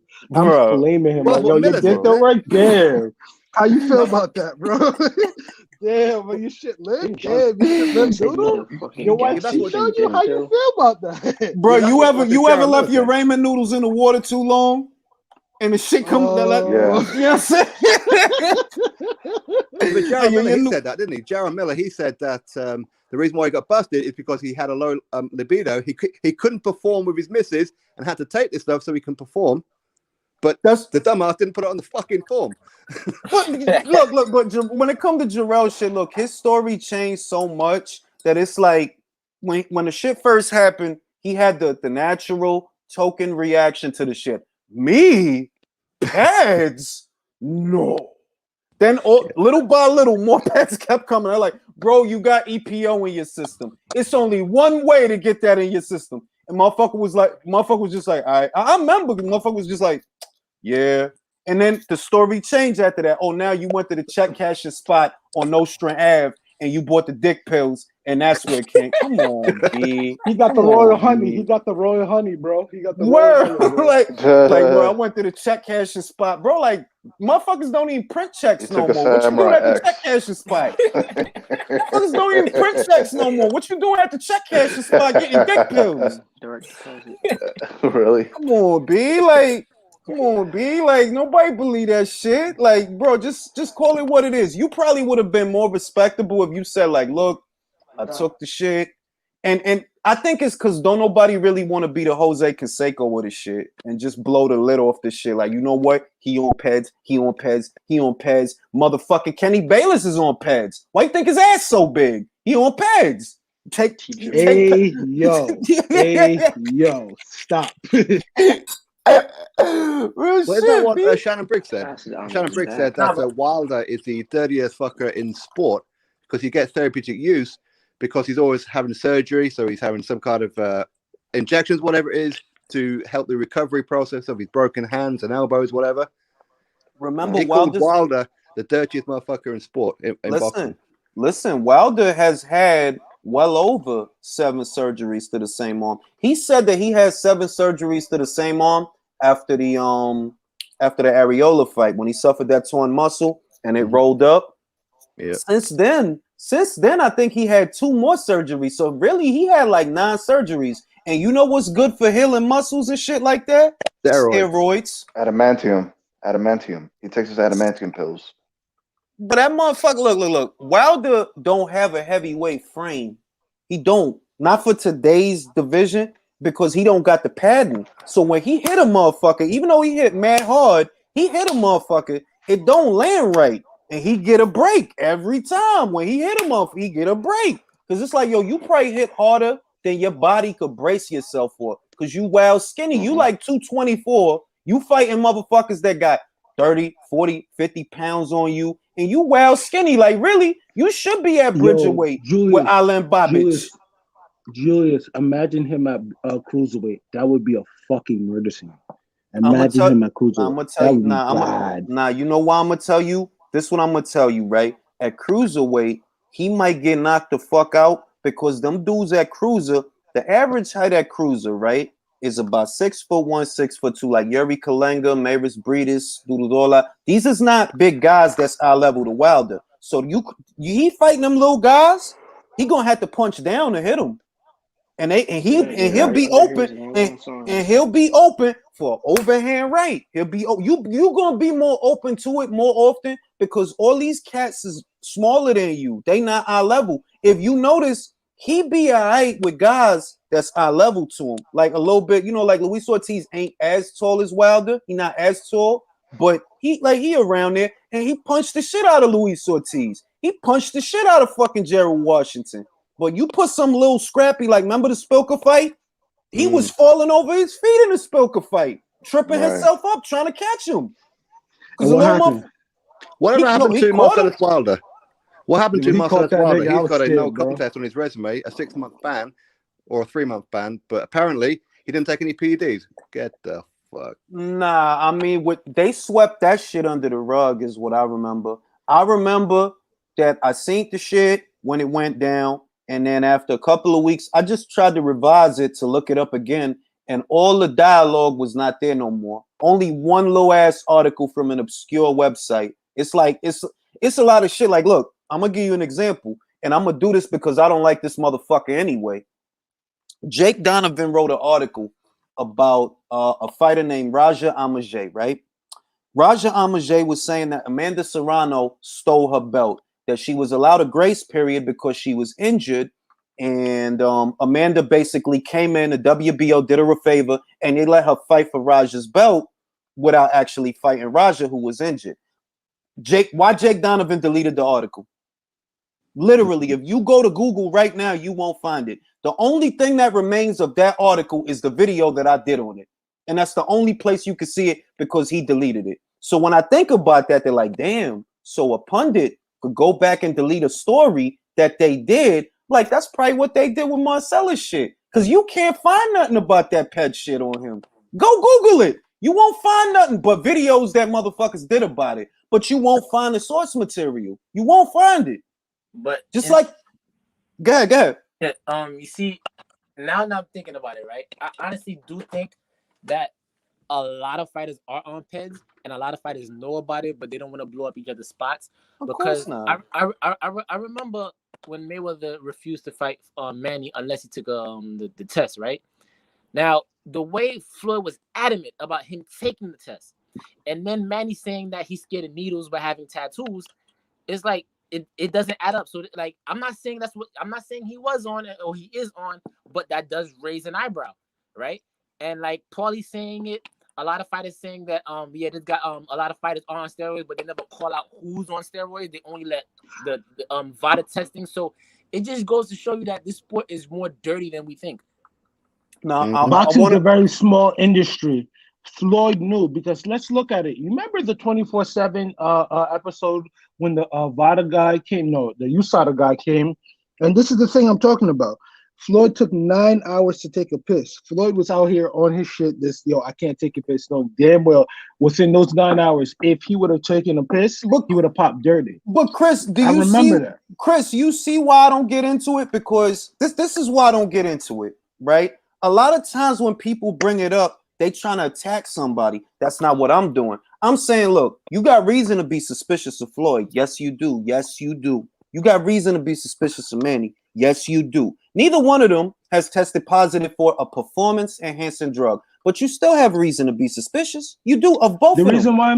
The reason why I'm more suspicious with Floyd is this, because you got to remember he has brittle hands, and you also got to remember he only fights in Las Vegas because they give him the medical because of the silo cane. Wants. Yeah, because of the silo cane. Yeah, I dig it, but to me, it's more like I'm not gonna play like to me, it's splitting hairs. In other words, I'm like, look, I'm not gonna play this game because truthfully, and I said this to Lennox. Shout out to Lennox. I said I'm suspicious of anybody I see running around with a baldy. Why? Pay attention. It's a lot of cats now that have a nice haircut and out the clear blue sky they get a baldy. Bro, if my barber hooked me up, you can't make me fuck my shit up.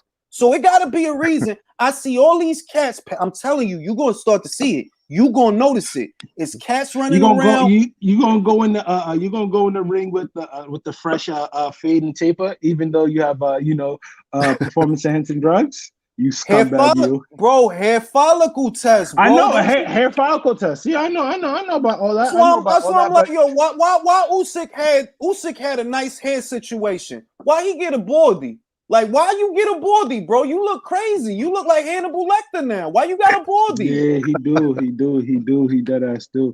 I can't wait for Anthony Joshua to punch a hole in him and snuff. Bro, he gonna fuck him up. He gonna look, and that's my Capricorn brother. I love him. He's my Capricorn brother. Excellent fighter. Look, man, AJ, fuck out of here. AJ gonna fuck him up, man. That's how I feel about that. I don't know. AJ and Libra. So Libra game. That's man. Ali is a motherfucking Capricorn, though. Fuck Libras. Fuck Libras. Amber not hot.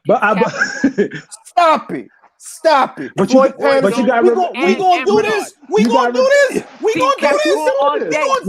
Let me talk. Floyd Patterson, Custom Model, Muhammad Ali, George Foreman, Joe Frazier, Bernard Hopkins, Roy Jones, Felix Trinidad, Alexander Usyk, Josh Taylor.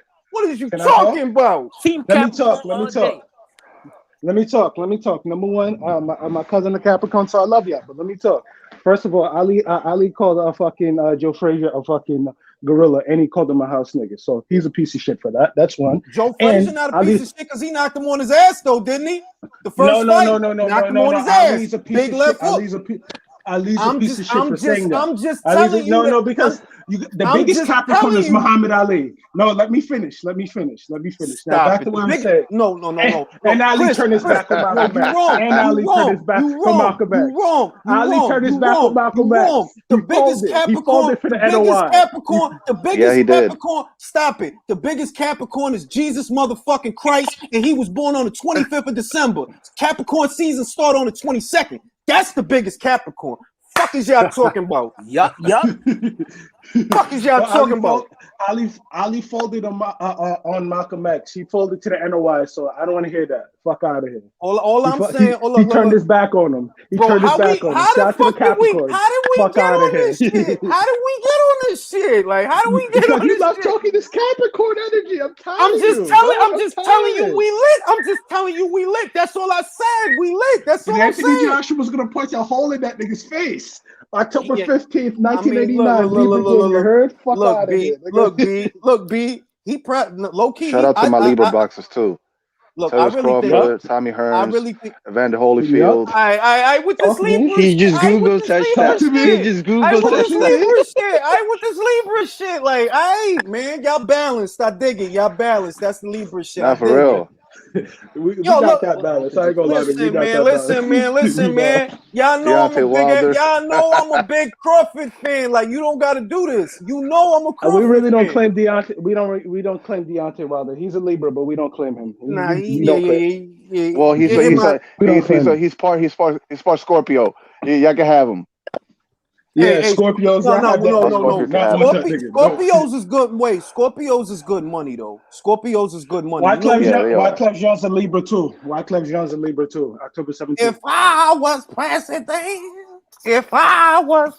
I remember that shit. That's my shit. You know, the same day I was born. It doesn't make sense, anyways. Listen. There you go. Everybody on Back to the shit. Motherfucking Sky Sports, they signed Clarissa Shields. So it ain't that they gonna do it. They motherfucking did it.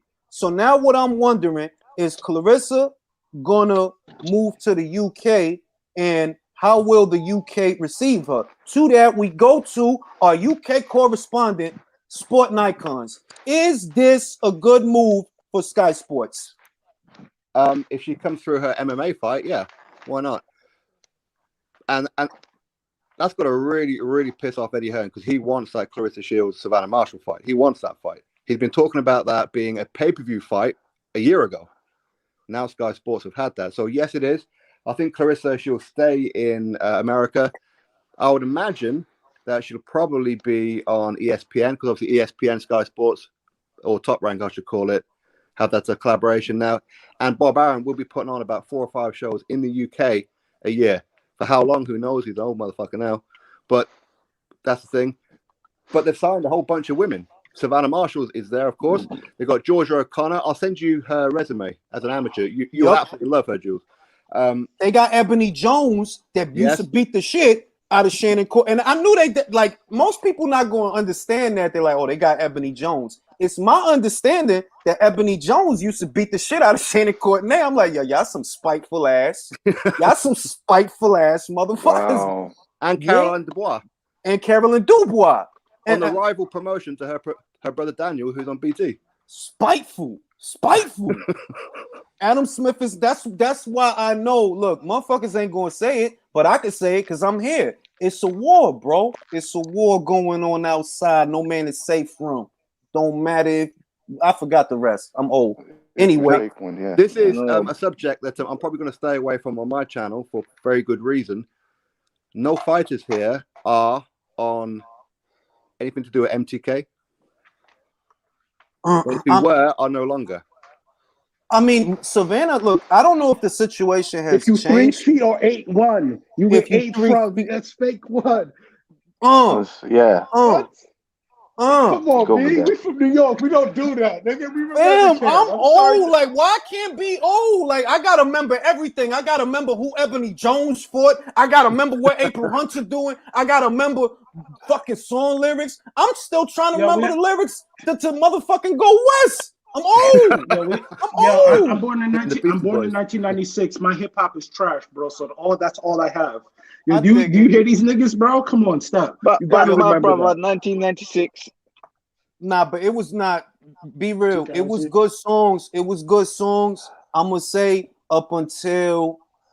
the music was good up until 2016. That it was permissible. Like I was still listening to shit in 2016. Now I swear to God, I don't listen to. I ain't listen to Donda, and I'm not going to. Like, nah, Me Kanye, either. you wildin', Kanye. You a fat Republican. I don't want to hear your music, B. Leave me alone. No, I'm just playing. I ain't mad at him, but I don't want to buy that shit. And you guys like J. Cole? One of my favorites. Bro, look, J. Cole Yo, is. I think, Julius, I think We're you should have a talking about music music. channel Can we talk because about politics then? I'm not. yo, you I'm should. not. Look, now I had Forrest Sutton Drive or whatever. It was a good album. Don't get me wrong, but today's rappers cry a lot and they be on some feel sorry for me shit. And my generation Yeah, is shit not like sucks. that.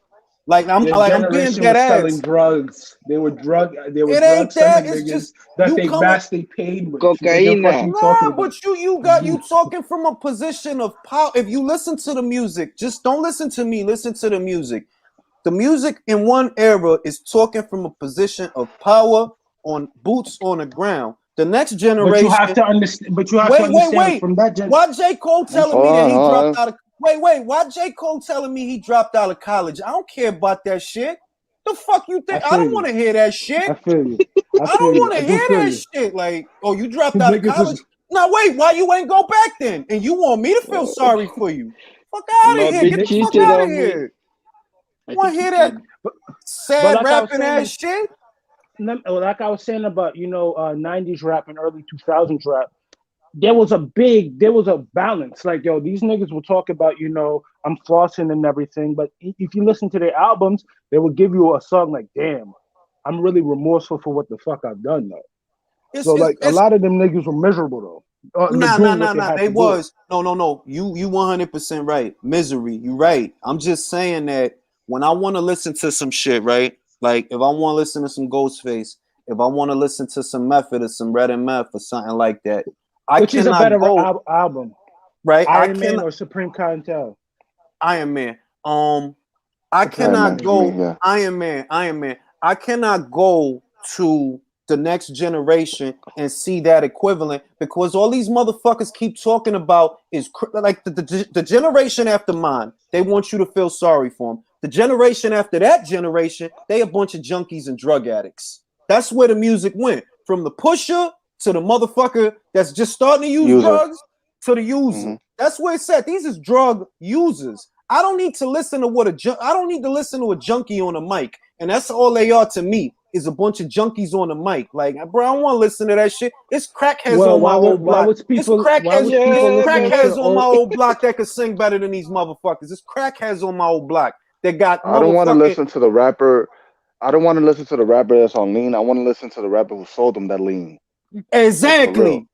Like, I don't want to listen to the junkie. You wailing like how Lil Uzi Vert became a sensation and like, yo, why y'all listening to this little crackhead? Like he a little crackhead, like he look like a little bass head, like y'all wailing. Can I Y'all listen to this Just, shit? just listen to R&B and shake Go a ahead. leg, man. That's it. Just clap your hands. Explain this though. Let me explain this though. Everyone has YMCA. no. We're not living in a village people here. But like I was saying, everyone has a vantage point. You have to understand people have a vantage point and they No, understand their struggles. But let me bro. finish this. Let me finish this out though. I understand what you're coming from, but you do have to understand the music industry did see that the 90s had a very positive impact on people from the music that was coming out. So they had to curtail that. So that's why they put NWA. Then that's why they got rid of Arrested Development and Digital Planets, X-Clan. Then they talk of this cocaine and heroin rap. Then boom, then the 2000s come. Then, we have this. And you were saying Nah, you don't want to listen to junkies, right? So why won't we no, listen wait, to no, 70s wait. R&Bs? Now I'm gonna say this. That's what I was going to allude to. That if you gonna be a junkie, it gotta be a 70s and a 60s junkie, because no era of music produced as much dope shit as the motherfucking 60s and the 70s. And them motherfuckers was coked up on opioids out of their mind, but the music was great. Ridiculously. Ridiculous. Nigga, I Ridiculous. still listen to that. I listen to that music every day, bro. Like I was saying, though, Julie, you need to have a music channel. You need to have a music channel because I think Maybe, But they gonna be mad at me because I'm gonna start sounding like Joe Budden, like, oh, I hate the kids. Nah, I don't hate the kids. I'm just not a kid. I'm not a kid. So that kid shit that they be doing, that don't appeal to me, bro. Like the dude was wearing a shirt and his shoulder was out, and I was like, yeah, y'all be listening to this cat? The little You could be Uzi on some Vert, Spanish yellow. Doggy Diamond shit. Yeah, shoulder out and shit like that. I was like, yeah, y'all be listening to this cat? What he be talking about? You talking about drug shit? Like, man, fuck that dude, man. You look weird, B. You look weird, B. Fuck that. Beat the shit out of him. I'm just we're interested in now is masculinity. Spanish now, Doggy Diamonds. Bro, all I can say is we could have, if I do a music channel, right? It would have to be like comparing which album was better, right? Like which album Can I was be a better. mod on that channel? I would love to. That's what I'm saying. That's what I'm saying. And you know what the eternal debate gonna be? Everybody know how I feel by now. And I'm not changing my mind. Takeover was better than Ether. And I'm not changing my mind. When that song shit, for song, yeah. Song when for that song, shit, yes, but the listen, impact, man. Ether.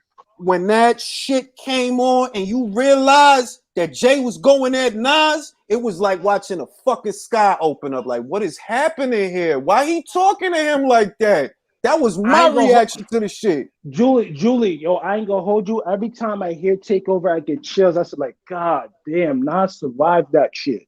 Like, listen, yo, ROC is running this rap shit. Like, you, I know God, you bro. miss it, Nas, the fame, but along with celebrity comes about 70 shots to your brain. You a lame. Oh my God. Carl Kanai Esco as went from nasty Nas to Esco's trash. Had a spark when you started, but now you're just garbage. I was like, we the greats are lost. Sporting icons and I are lost.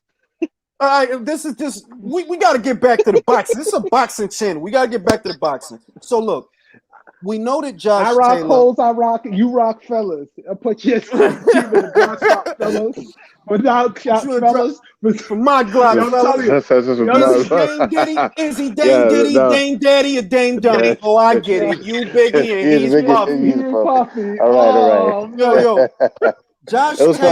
Josh Taylor is now officially a Sky Sports fighter. Will this help him get the profile in the United Kingdom that he didn't already have? No, he should have been with Eddie Hearn, his wife. Josh Taylor did this on his own. You got to remember, they disrespected him by not putting his undisputed win against Jose Ramirez on British television. Because you know why? Eddie had shit locked down. So Josh Taylor needed to be with Eddie. Because ultimately, you got to remember, Josh Taylor did it without Eddie. But if the McGuigans were on the up and up and they weren't on that bullshit, I'm telling you, Josh Taylor would have been a lot better off. He did it. No, but he did it right because he left Cyclone Promotions along with several other fighters. One of my favorites, my heart, Chantel Cameron. She was one of the first that got up out of there. All right, he left Cyclone for Top Rank, and I think he did it right because if he would not have went with Top Rank, he would not have got the Undisputed. Of course, he would not have gone with the belts on. Yeah, he went with a bet like, oh, they got all the belts over there. I bet I'm gonna go over there. So I think he did it right. But I'm saying now, and I gotta ask a Brit, Sporting, will this help Josh Taylor get the profile in the United Kingdom that he doesn't already have? It will, but just to backtrack a second there, like there's always been this talk, why didn't Sky Sports pick up that Undisputed fight? He was a Frank Warren fighter as well. That's true. BT Sports should have picked up. Exactly. Why didn't BT pick up? You know that I've said. You know that I've said that, Sporting. Like I've said that I think it was on Twitter. They make big for fights too, though. Not, but he was a BT Sport fighter though, so it's like, well, the onus is not on Sky to pick up a Top Rank fight because at that time, Top Rank didn't have nothing going on with Sky. So why would it be their burden to show that fight? Exactly. If anything, Frank was supposed to show that, and for whatever reason, Frank didn't show that shit. I blame that on the Frank. Money. They ain't got the money. You could have put free TV. So what happens to Frank Warren? You got Sky to compete with, which you already had. You got the Zone to compete with. What happens to Frank? Well, Frank's some pretty hot. I mean, Frank will always survive. You know, he's like a cockroach. You know, he'll survive a nuclear blast. He will. But with Frank, he's kind of like one of these guys that he'll forever be there. He'll forever always just about be there.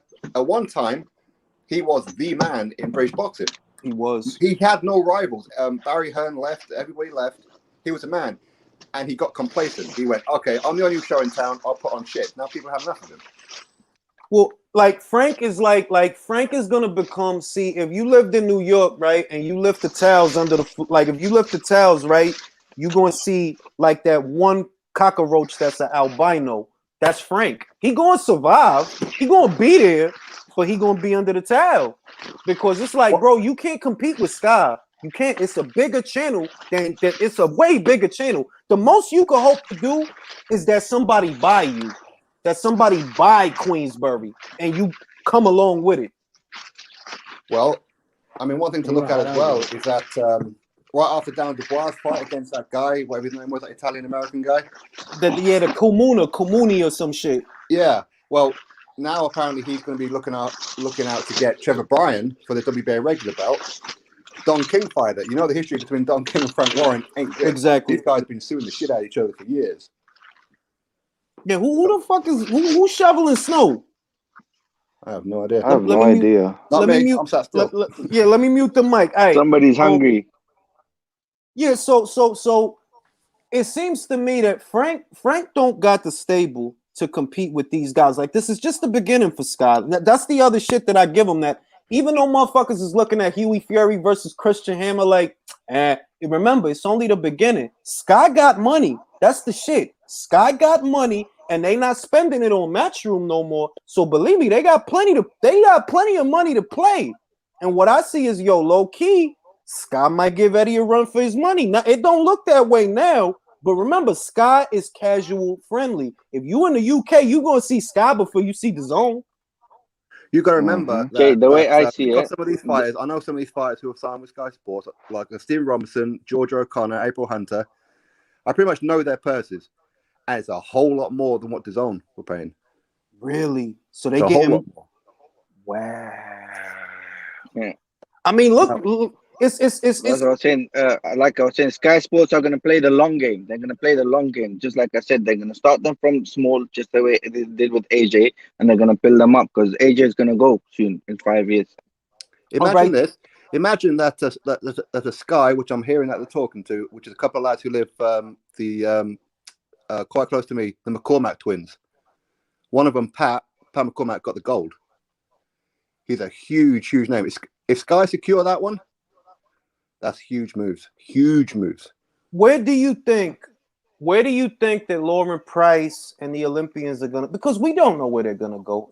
We don't. Are they gonna go to Sky or are they gonna go to the Zone? Well, I've seen Eddie Hearn was give them some free tickets to his £750 a night show at the fight camp. I think Ben Whittaker, he'll go to there. I think Fraser Clark, he'll go there because he's best friends with Anthony Joshua. I think Lauren Price, she's going to go to Paris. Oh, so she's not going to go pro yet. Well. All right. It's only 3 years away. Didn't Eddie say himself? Didn't Eddie say that people are approaching him already to sign his fighters?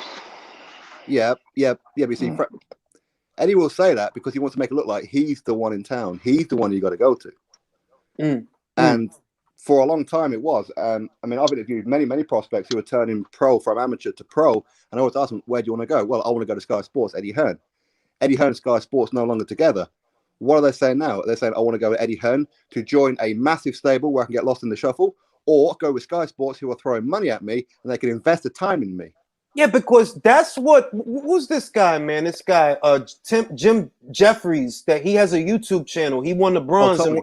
Tony Jeffries. That's what he said about Josh Kelly, that he felt like, look, Josh Kelly got lost in the shuffle because Eddie has a lot of fucking fighters and he's just a fighter that got lost in the sauce. He should, which I don't know, you know what I mean? Because I heard so many people talk about that Avanesian fight. And even before the layoff, even before any of that shit, I saw people saying, yo, David Avanesian is going to beat the shit out of him. I see the Ranowski fight, and I'm like, look, he didn't even look good with Ranowski, though, like low key. Don't blame Eddie because he got my take on it was you can't put him getting his ass beat on Eddie. He probably was always gonna get his ass beat. He probably, I don't know. Okay. Josh Kelly was part of the Rio 2016 GB team, along with Lawrence Okoli, Joshua Boazzi, Anthony Fowler, Joe Cordina. The list goes on. 5 years, only one of them is a world champion, Lawrence Okoli. In a, let's be real, I know that you like cruiserweight and everything. Not exactly a stacked division. Everybody else, just about British. What's Eddie Hearn really doing? But this is a question I want to ask. Do you feel like Eddie failed him? Josh Kelly? Mm-hmm. Well, at the end of the day, that was up to him and his manager trainer, Adam Booth, to take that fight. I know Josh Kelly. I know him very well. He believes in himself, and arguably, I think that some of his style, the way that he was going in there, and he looked fantastic against journeymen and gatekeepers. He looked brilliant. But when you go in there with somebody who's seasoned, who's going to see through those rounds, you're going to come unstuck. That's a problem with David Adenisian, who is durable, and I know Josh Kelly did hurt him momentarily. So it's not like he just went in there and got blasted. I know people just look at the result. He didn't just get blasted. Exactly. He was doing all right. I remember the fight started, and he looked all right when the fight started. He looked Kelly looked sharp starting the fight. He looked very sharp, actually. He looked He did. It looked like he was on. It looked like, he gonna close this shit early. Well, let me ask you this problem question. was trading in the ropes with him. Yeah, Conor Ben. Who wins? You want my honest opinion? This is just me as a gambler, I got man. Conor. I go Conor. Yeah, because Conor just got a lot of dog and a lot of nastiness. It's the dog in him. It's the dog in him that made me leave. That look. His dad, he's a chip off the old block, bro. Like Nigel is not Chavez Jr. You feel me? He's a chip off the old block. He's like a Tim Zoo. He's a chip off the old block. Where some motherfuckers is Marvis Frazier, some motherfuckers is Floyd Mayweather. Okay, look at it this way. What belt has Conor Ben won? Has he won an area, an English, a British, a Commonwealth, a European? In his next fight or two, he's fighting for the world title. Look. Yeah. Look. You know what I would like to see? That's the same attitude I have against Shakur Stevenson. Sporting. He is fighting a good. This is a good litmus test for Conor. Granados is not a dude like you gotta beat the shit out of him, right? That's you have to beat the shit out, because if you don't, he gonna try to beat the shit out of you. I remember he knocked motherfucking Javier Fortuna out the ring. Fortuna didn't want to go back in. I ain't forget that shit. He knocked him out the ring. Fortuna didn't want to go back. He like, nah, my leg, fuck out of here, your leg, B. You just don't want to go. Conor Ben's chin.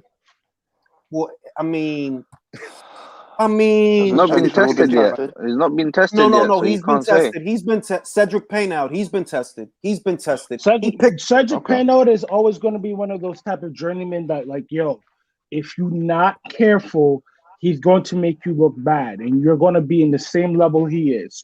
So there's certain people that, there's certain journeymen that people duck because they know how good they are. Like, but peep the shit. He had that first fight with him, and that first fight was a close call. It was a scare. If he was on some ass shit, like nah, we gotta protect him. He fought the motherfucker 2 times.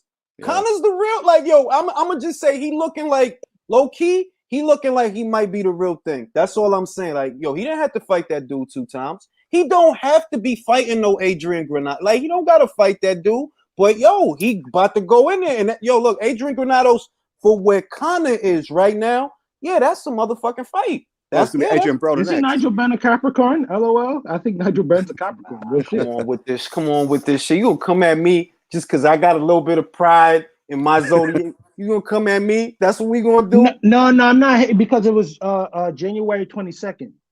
Nah, he Aquarius. But like, irrespective of anything, but like, like you were saying, Conor really liked that, bro, because that first knockdown, and if you saw Conor Ben's face after the fight, he said he didn't want to fight anymore. Then he came right back and fought him again, bro. That's what I'm saying. He looked like he got jumped. He looked like he got jumped after that fight. Like, yo, you, how many people you fought? Look like you got jumped, bro. You ain't? You know why I would like to fight? I would love to see Conor Ben versus Jaron Ennis. It gives me Ben. No. No, McClellan no. vibes. You wilding. I don't want yo. to see Conor Ben take a loss. I'm sorry, but I don't. I Yeah, like you Conor Ben. wilding. Like, you gonna throw me. Look, you know what I want to see? Thurman versus You gotta Ennis. remember, people thought Jared McClellan was gonna bomb Nigel Benn out, and unfortunately, Listen, we saw what happened I to Jared need, McClellan. I But need, I'm telling you, I need I Jaron think Ennis to throw Keith Thurman his retirement party so he stopped doing all these fucking interviews. Bro, how you doing more interviews than motherfuckers that got fights? Keith got like 10, 20 interviews. Don't even got a fight booked. You see Conor Ben do like 2 interviews, B. Bro, I'm like, why you got so many interviews? And it's saying stupid shit. I ain't lose to Manny. He just defeated me. What the fuck does that mean? What does that mean? Wow. I ain't lose to Manny. Dude's He a just character, defeated. man. I'm not Stupid gonna shit. lie to The you. flu I'm player's a not gonna lie to character, you. Had man. it He not just been likes. for that knockdown, I think it would have been a draw that fight. Come on, cut it out. That's why he running. See, that's why he running around acting. He said, "Look, just like you said, Chris. Boxing is like Harlem. It's small. You 6 degrees from everybody, right? So how That's the a fuck fact. Keith Thurman? How the fuck Keith Thurman with a straight face gonna say, I never heard of Jaron Ennis? You lying Because he don't motherfucker. because he don't want to get You absolutely lying smoked. mother. I Why think Hot take, Jaron Thurman Ennis gets beat by walks. Conor Ben.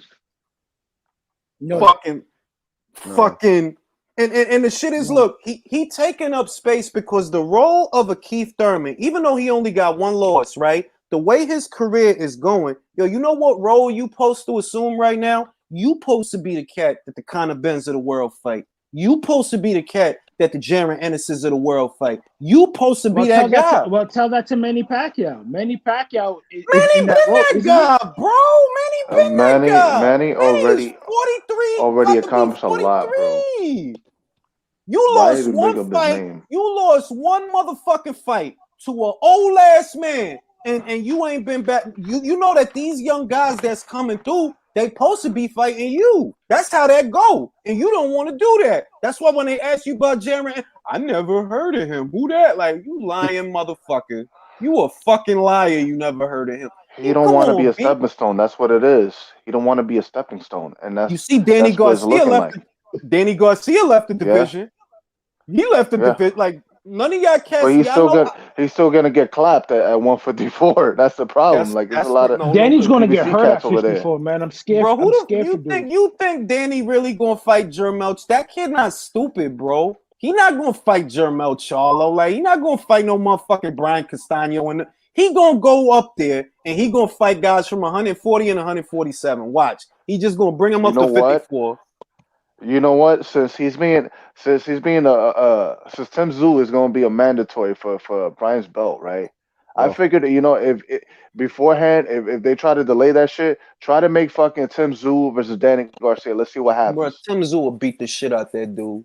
I'm telling you right Exactly. now. Danny been fooled. That's the shit. Danny been fooled, but he survived because between the big fights, or he'll have a Brandon Rios and a Samuel Vargas and an Ivan Redcatch and an Adrian Granados and a Rod Which is Salka. entitled to, because at the end No, of he the day, ain't. if you want I'm to, just saying that if you want to preserve your career, you do that shit. listen, wait. I'm just telling you that if he would have fought Crawford in 2018, that man don't make it to 2021. He don't. We know He that. don't. We know that. He don't. For real. He don't. For And real. that's facts. If he'd have took that fight when they offered him that fight, bro, you don't make it to 2021. You retire. You will retire. Because he would have, and I don't care how anybody feel about it. Crawford would have been the first to stop Danny Garcia. He'd have been the first. And if that Porter fight happened, I don't know if it's gonna happen, but if it do, I bet you he gonna be the first that stops Sean. I fucking bet you. That's tomorrow. The first bid. what Fucking do you all I bet think you. just about? wonder who gonna pick it up. We'll What see. do you all think about Eddie Hearn saying that he wants Adrian Broner next for Conor Ben? I like it. Yeah. it. You know why I like it? Because Conor throw a lot. Adrian don't throw a lot, but when he throw, it's actually something on it.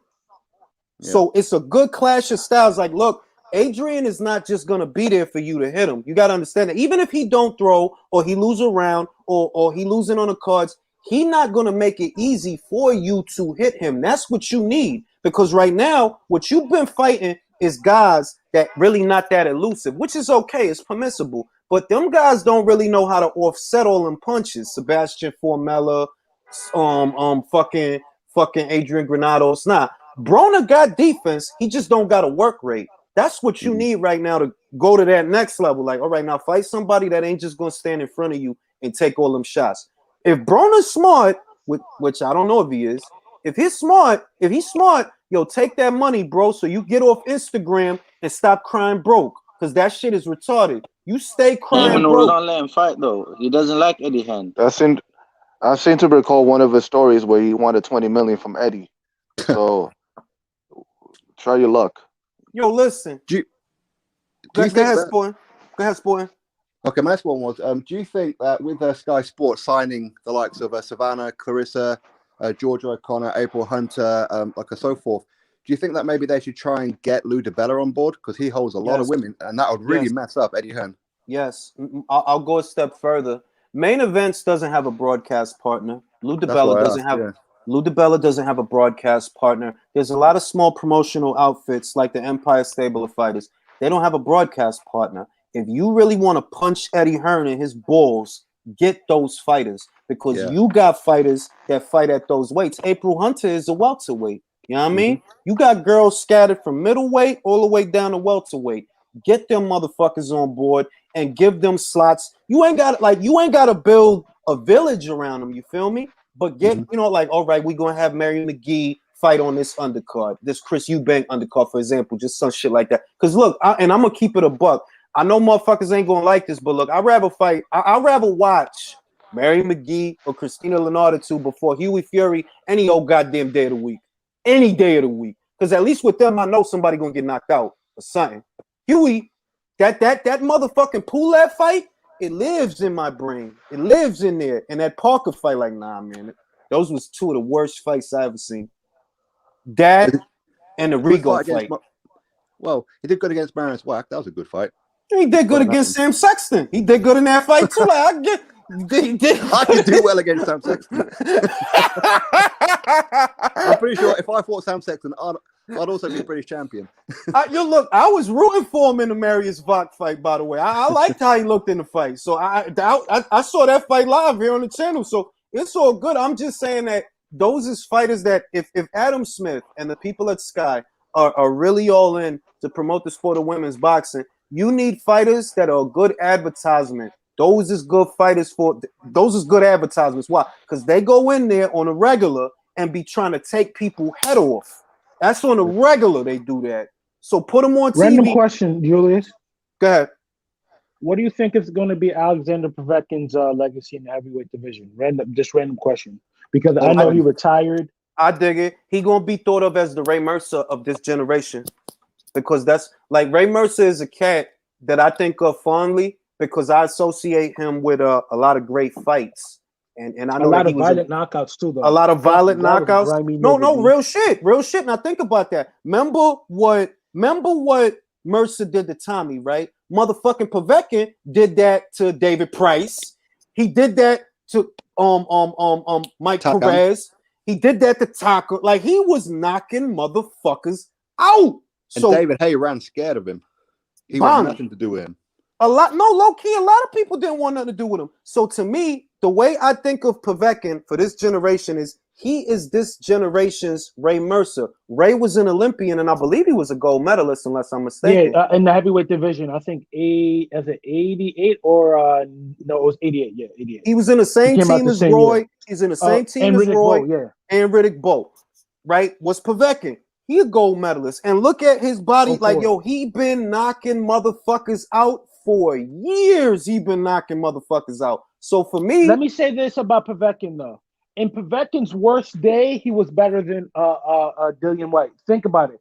Dillian White had to be a Povetkin that was on COVID. That came after COVID. And was he beating up an old Povetkin?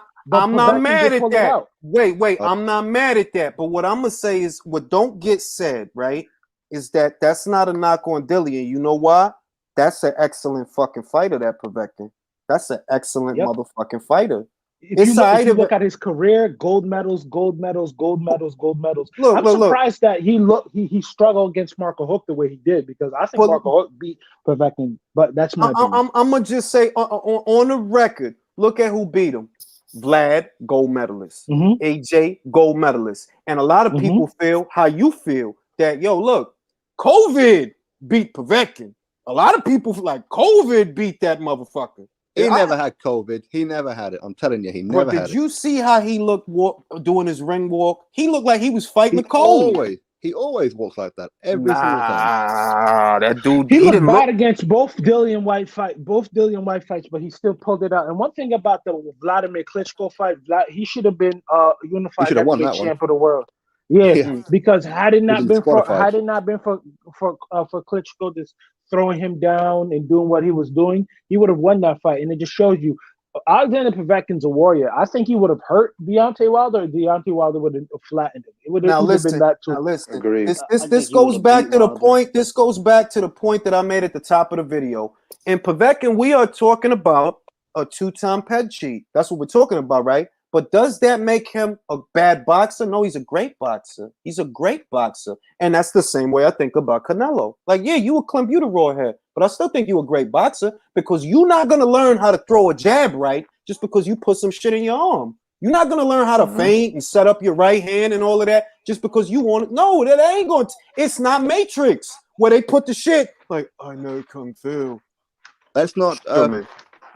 Let's not forget that Povetkin got cleared of that whole Wilder situation with the PED. He did, but he tested positive for Osterin for the Bermain Stavern fight. And he got suspended for that. Correct. He got suspended. So it's like, look, pegs are not going to teach you how to box. So let's add context to the conversation. And pegs don't put shit on your chin either. Exactly. That, like, you get hit, and you get hit, and you go down, you're going to go down. Pez or no Pez. Look, I said, I'm going to say it again. Ryan Martin was on synthetic testosterone when Josh Taylor beat the fuck out of him. Josh wasn't on shit. Josh ain't had no shit. But Ryan had testosterone. Peds do not make you a better fighter. They just give you may make you a better physical specimen. But that's it. They ain't going to teach you how to box. Now, going back onto the Sky Sports thing, that they only have 2 heavyweights at the minute, that's going to be a bit of a problem unless they sign some more heavyweights, because they've only got Hughie Fury and Steven Robinson. They need more heavyweights. I mean, they do, but that I think that they've conceded that the heavyweight division is far too political and far too crowded right now. Also, remember, they're in bed with Wasserman. Wasserman has Hrgovic. And I don't even know what the situation with Martin Bakole is, because Martin Bakole next fight is not a matchroom fight. So that tell me that dude might be up for grabs. Mic check. I was good. He's MTK. They might jump in a bed with him. You never know. You never know. It's war in the United Kingdom right now, B. I've been saying it for weeks. It's a war going on outside. No man is safe from. It don't matter. I said this a while ago. Don't think that because Sky Sports are no longer with Eddie Hearn that it's over. It ain't over. They're not going to put on shows just for the sake of putting on shows. They're going to put on shows to become #1 again. Exactly. And I like it.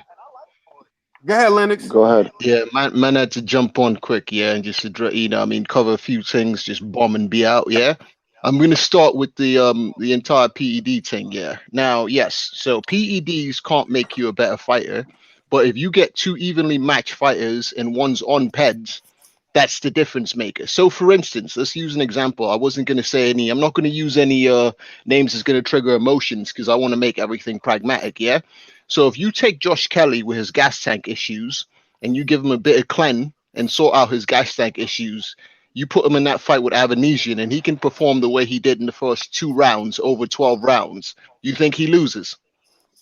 He might, because of his chin. Yeah, but if he's sharp, he doesn't get clipped. He doesn't get clipped. He doesn't get touched in the first 2 rounds. If he keeps that same performance up, the defensiveness for 12 rounds, he wins that fight. That's the difference that the PEDs make. You take 2 guys, we can go to a very popular example, but I'm not going to say it just because it triggers emotional reactions. 2 guys that were evenly matched, One of them man was notorious for having gas and stamina issues. I already know who This you talking about. I already know who yeah, you talking this man gets on a bit of the sauce, yeah, and all of a sudden my man's moving at the same pace. He's got the same pace for 12 rounds, and that's all I'm really gonna, you know what I mean. I'm gonna leave the PED thing there, and without, you know what I mean, giving off my identity because I work in media. I'm going to just tell you how I ended up in the US. My dad got recruited by the US government to work for the FDA. So when I look at certain things, so I'm just what I'm saying that to say is I know a few things about pharma. So when I look at certain things and see what a man pops for, that's why I'm looking at them man and going, yeah, right. We don't really know what Wagwan there. You get me? Because I Listen, know a man, few. they got a I know. lab. They got a lab. And I look, Yeah. Let me just cover a few points. No. You jump on it while I'm done. Yeah. Now, I see a lot of man getting at Eddie about fighters getting beat. You look at Eddie. Yeah, Eddie's gonna throw you in there. If you're the goods, you'll come out on top. I think a lot of people want Mandem to have these PBC fight treatments. Nah, fam. Exactly. Josh Kelly, if you got it, you win that fight. If you don't, you don't. You know what I mean? That's just what it I is. dig that. Eddie Conor can't. Ben, if you got that thing, you got that thing. If not, yeah. That's my point. Yeah. So man's out here thinking that they should have these men having these Frank Warren matchups and PBC matchups because they like a fighter. No, that's not it. And if you want to chat money, Eddie's a businessman, fam. If you're the goods, you make the bread. You get me? You make the peas with Eddie, and that's just what it is. So you know what I mean. So if you want these men to have into sport and talking about how many of them have got belts, yo, fam, not every Olympian is built for that life. You get me? The ones that had the sauce, they won belts. Eddie's not going to give you easy matchups. If they're where they are now from the 2016 Olympics, it's because they don't have it. It's just what it Mm-hmm. is. It's just what it is. It's not Eddie's job to protect you or do this thing, yeah? You know what I mean? However you see it, let's be honest, yeah? Anthony Joshua's been boxing less time than a lot of men that are in the amateurs. I know man that's been in amateurs as long as AJ's whole career, having won a Golden Gloves. That man Mikaelo won. Young. No, I mean you that's an know, example. No, but it's an example that Mikaelo Young has a very extensive amateur background, but as a pro, it didn't really pan out. yeah. So I can't, I mean, so I'm like, well, if man think that Sky Sports are going to be running the protection plan for people and, I mean, keep your favorite fighters safe, I understand the thing of like, oh, don't put this man in there. A few times, man, them get a bit emotional. You know what I mean? I get nervous for Boatsi. Like, fam, I don't want to see you get in there and because you get chopped up by Bivol. But you know what it is? That's how Eddie moves. Fam, if you got it, it's time. If you don't got it, you get chopped up. You rebuild. Look, Lennox, you ain't got to worry about Chris Eubank. He gonna be fighting Germans for the next 5 fights. Yeah. No. So I was just addressing a few points. So so that's man's point on the PED thing. Yeah, it's like you get me. It's not. Yeah, I know they're like, oh, this thing. Yes, it's not gonna teach you how to box, but fam, if you are evenly matched, two men that are evenly matched, yeah, in all facets, and you give one a little bit of the spike, it makes all the difference. So there is a valid concern there. You know what I mean? And I'm Lennox, speaking. I'm just saying this. This is what I mean. We underneath it all, we suspect that Dominic Engel is up to something. Let's be real. We do.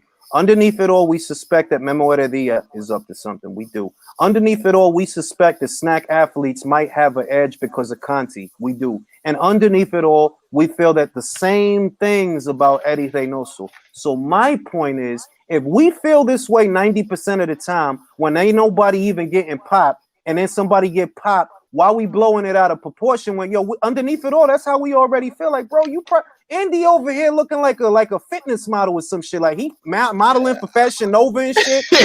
I mean, you know what? I guess that depends on who we're chatting about. Because I've kept the same energy. I'm one of the man them that's always on the thing. Like, yo, fam, Fury got popped. Let's not rebrand the thing. You know what I mean? Like I'm the one that if people like, oh, you hate Canelo, I'm like, yo, fam, I've seen the man's whole career, and let's not forget that people always want to rebrand this thing. You know what? How I brought it up to you? I said, fam, I was shooting the camp in San Diego when men get popped and they're talking Mexican beef, and I'm thinking, yeah, bruv, I'm here. Like, Bro, look. we're San Diego. I told that to a cat. Listen, man, I told that to a dude this morning. I'm like, where you found a Mexican chimichurri truck in San Diego, B?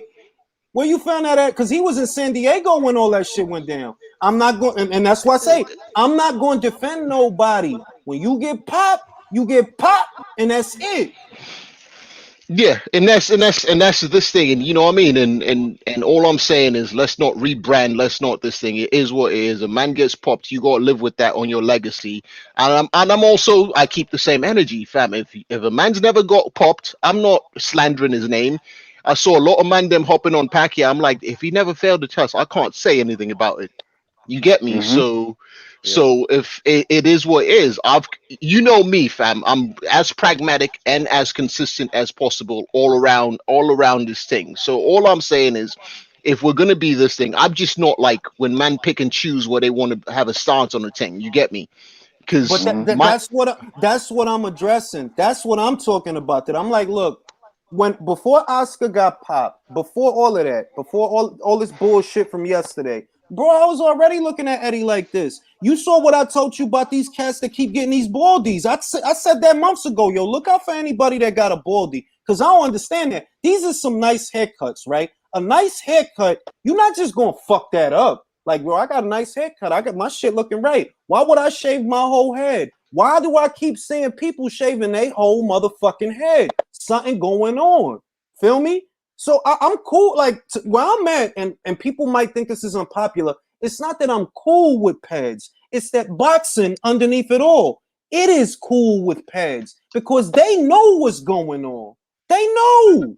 And it still go on. So I'm not just gonna be on the bandwagon. Oh, fuck Oscar. Oh, fuck him. Oh, like, bro, y'all be knowing that shit going on. Y'all just pigeonholing people at this point. If you gonna put on this production because he got bagged, you know he ain't gotta get bagged to be on something. Mia St. John told y'all she used to be on Peds and she never got caught. And she said, yo, it was mad other girls on Peds. They didn't get caught neither.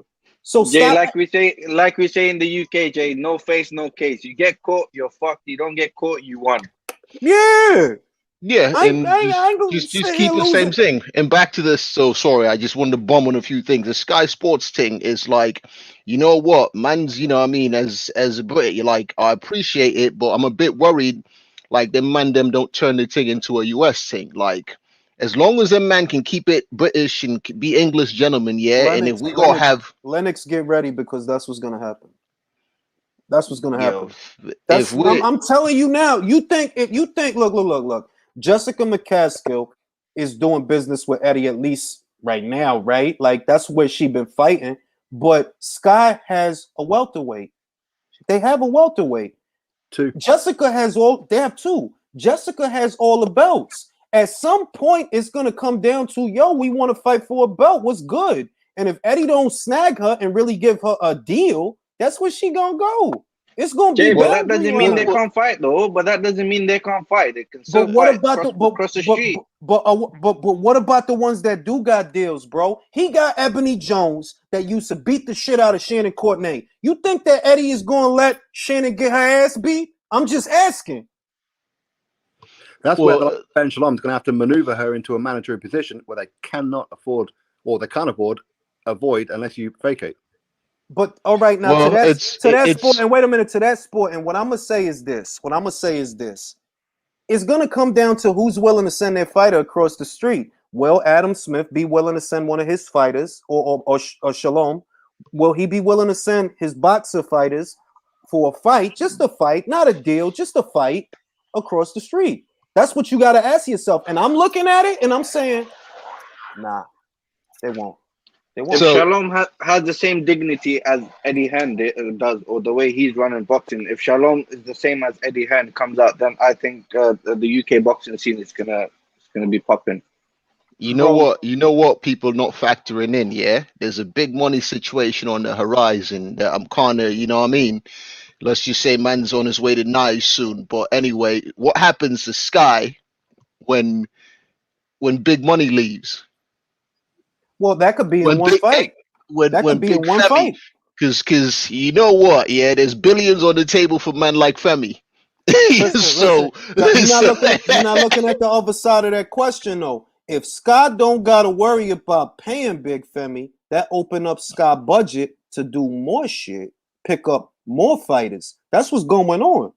If like he probably only gonna be with them for one more fight, the Usyk fight. If he beat Usyk, I don't know what the man gonna do. I don't know if he gonna be with DAZN exclusively or if he gonna stay on some fight to fight type shit. I don't I'll know. tell you what it is. Big Fem's gonna be on a bidding war thing where the money is. You know what I mean? I go where the money go. That's what I mean. And like, what if he say, you know what? I'm not gonna be exclusive, right? What I'm gonna do is I'm gonna let y'all fight for me. That's what I'm gonna do. I'm not with nothing. I ain't with shit. I ain't with shit. If you want, all right, the zone want to give me, let's say 50 up front. Sky, what you got for me? Yo, we got 60. Then the zone come back. No, we got 70, bro. That's what I would do. Yeah. Like that's what I would do. Well, let me just say this: that certain men in certain places have equity in the zone, and so I'm just saying, Sky's gonna have an uphill battle there. I dig it, but that's all right. So look, this is the final fight, as far as I know. This is the final fight of the existing contract that he is in, that I believe he signed in 2018. Yeah. But Jules, here's what I'm saying. Yeah, you know, I see the mathematics, and I'm not talking about what people get paid. I'm talking about who moves the needle and the metrics and like viewing numbers. Yeah, and when that man moves, a lot of things move. You get me? Like that's why things, you know, people like it's a big deal to be on his undercard and things of that nature. You get me? They get more money to be on his undercard. That's the problem. They don't get paid good money to be on his undercard. But let's not forget, Sky Sports played a huge hand into making him the success that he is. I think that's overstating it because just now. Hang on. Let me make a point. Yeah. Let me just get my point across. Does Anthony Joshua become what he became on BT if he would have went with Frank? If he would have went with Frank, I wouldn't call that exactly Sky. I feel like you can't put a man's talent on a network. Yes, he picked the right promoter, and Eddie did a lot of things, but I feel like AJ would have risen to the top wherever he was. You know what I mean? Some people just got it. I think you're I think you're looking at it through rose-tinted lenses. It might have been a longer road, but fam, let's be honest. Look, Nicola Adams under Eddie Hearn has a longer, better career than the one she had with Frank, and I firmly believe that. So I have to say that Sky definitely played a pivotal role in grooming and developing that fighter and his following. Sky Sports, Adam Sky Smith. Sports. Give me a job. No, fam. Adam, listen, yeah. Hang on. Let's just make it clear, fam. I've dealt with Adam Smith. Adam Smith is not a boxing guy. He's a broadcaster. He's not a boxing guy. So you can't credit him with the matchmaking and the things like that. Yeah, it's like man crediting Dinkins, and I'm saying Dinkins because you know who I'm chatting about, and the people who don't really is like man crediting Dinkins with what goes on, in fights at Showtime. You get me? Mm-hmm. And I'm just saying that because we know each other. You know, like you know me, always. So without putting, you know, I got to use a name that you would understand, and the other man them won't really fully understand. I dig it. All I'm saying is I cannot understate, because it's been said by a lot of people. Tesco Joe said it, that Sky Sports as a promotional engine for fights is very good, because if you're walking around a pub in the United Kingdom and you go in, what's on the TV? Sky. So you have more access to that many more people than you would on the zone, because you got to go get the zone. You got to go find the zone. You ain't got to go find Sky. Sky got like five, 6, 7 different channels. I understand that, but we're chatting about now versus the future. Remember, yeah. Okay, well, let me put it this way. Okay, so with Anthony Joshua, you see, the reason why I said like Sky Sports, look at Tyson Fury.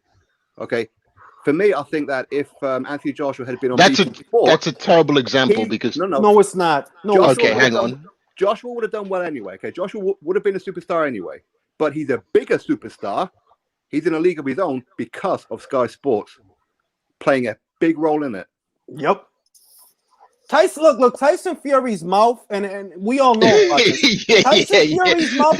Look, it might have been worse if he was on Sky, because more people would have seen it. Like, yo, what the fuck is wrong with this dude? Like, you wilding, like, you can't talk like that. But I'm saying that, like, look, for example, Josh Taylor's a Sky Sports fighter now, right? if he would have had that engine behind him the whole time for his undisputed and all that different shit, if that would have been the situation, more people would have seen the fight. He would have had more of a profile. He develops more marquee value. We can't discount the role of Sky Sports as far as getting eyes on a fight. No, I'm not saying this. I'm not saying discount it. I'm just thinking that, you know, I mean, Mandem are putting way too much on it, and I'm also looking at it from someone who's in tech as well. Is that fam? We got to look into the future. We got to look into the future as opposed to the past, right? I understand, like, fam. Let's not act like every smart TV doesn't have the DAZN app now. Like, apps are the future of things. Hang on. And if you're looking at, are you going to be Bob Arum and keep looking at that audience or look into the future? I'm not discounting Sky Sports, but I'm saying that evolution happens and things moving forward change. That's all I'm saying, fam. And would Eddie Hearn be as popular as what he is now if he'd have went to BT Sport in the beginning? You know the answer, Lennox. Come on now. Not as popular as he is now, but I don't think he would have been. You... Not as popular. No, I'm not. Fam. I'm not taking the piss on Sky. I'm just saying that the like, I just feel like you putting too much on the whole on the broadcaster. Look. You can't make a lasagna without all the 40%. 40% goes to Sky Sports. Go ahead, Virtuoso. The way I look at this thing is like, all right, you know how we talk about the cost efficiency of consuming boxing, you know, comparing apps to like your cable provider.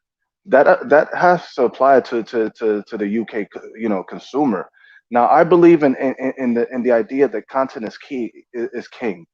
If Barry Hearn, to me, like, helped build that network of Sky Sports, all the classic fights that I've seen was because of him and what he brought to that platform. And now that he leaves, okay, now the onus is on you to provide content to compete with Eddie Hearn. That to me is going to be the key difference, and the price points. Because I've heard a lot of UK subscribers of Sky complaining about the maintenance fee for the devices and the pay-per-view. You know, but if they keep having this problem, you know, with I'm not getting my bang for my buck. Yeah, people are going to look at it differently now that, you know, DAZN has stepped in, and even though they stepped, you know, they kind of raised their subscription rate, they're still going to look at it as a more cost efficient, you know, choice. The only point that I'm making is, imagine, right, if a network like Fox in this country was showing the majority of the fights, you would see a lot of people, that many more people would see those fights. Well, that's what Sky is in the UK. That, like, this is a network that if you go somewhere, you ain't got to look hard to find it. So I'm saying that they had their role to play. Not just it's synergy. Yes, Eddie did a good job. AJ is a talented fighter with star power that already had a following before he went pro because of the Olympics. I get all of that. But you got to maintain that. Yo, if AJ would have went to BT, nah, he don't turn into AJ that we know today. Not if he would have went to BT. They don't know what they doing over there, B. What the fuck I doing over there? They would have matched him up a lot slowly. They would have matched him up. You know, fuck around, he'd have ended up like Daniel Dubois. I knew you was going to go that route. Yeah, nah, fam. Josh is not. Daniel Dubois is on a whole other thing, fam. I'm just saying, like, you can't. That's madness. But you know what? Let's see how things play out. You get me? But you know, I'm upset that if it becomes a Cold War thing, and like, because that's good for you and me, though.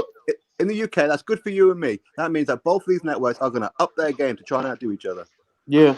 Right. The only thing we gotta worry about, and we're not there yet. between people that are on either or. Look. Don't lose too much sleep because look, heavyweight Huey Fury. You gonna lose sleep if Huey Fury doesn't get the fight.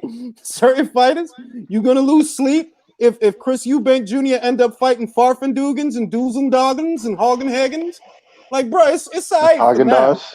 Yeah, like it's alright for now. Like, go ahead, go fight Hoffenhofen. You good for now. Just keep fighting the Hoffenhofens. Because that's what Wasserman got for you. They got Hoffenhofens.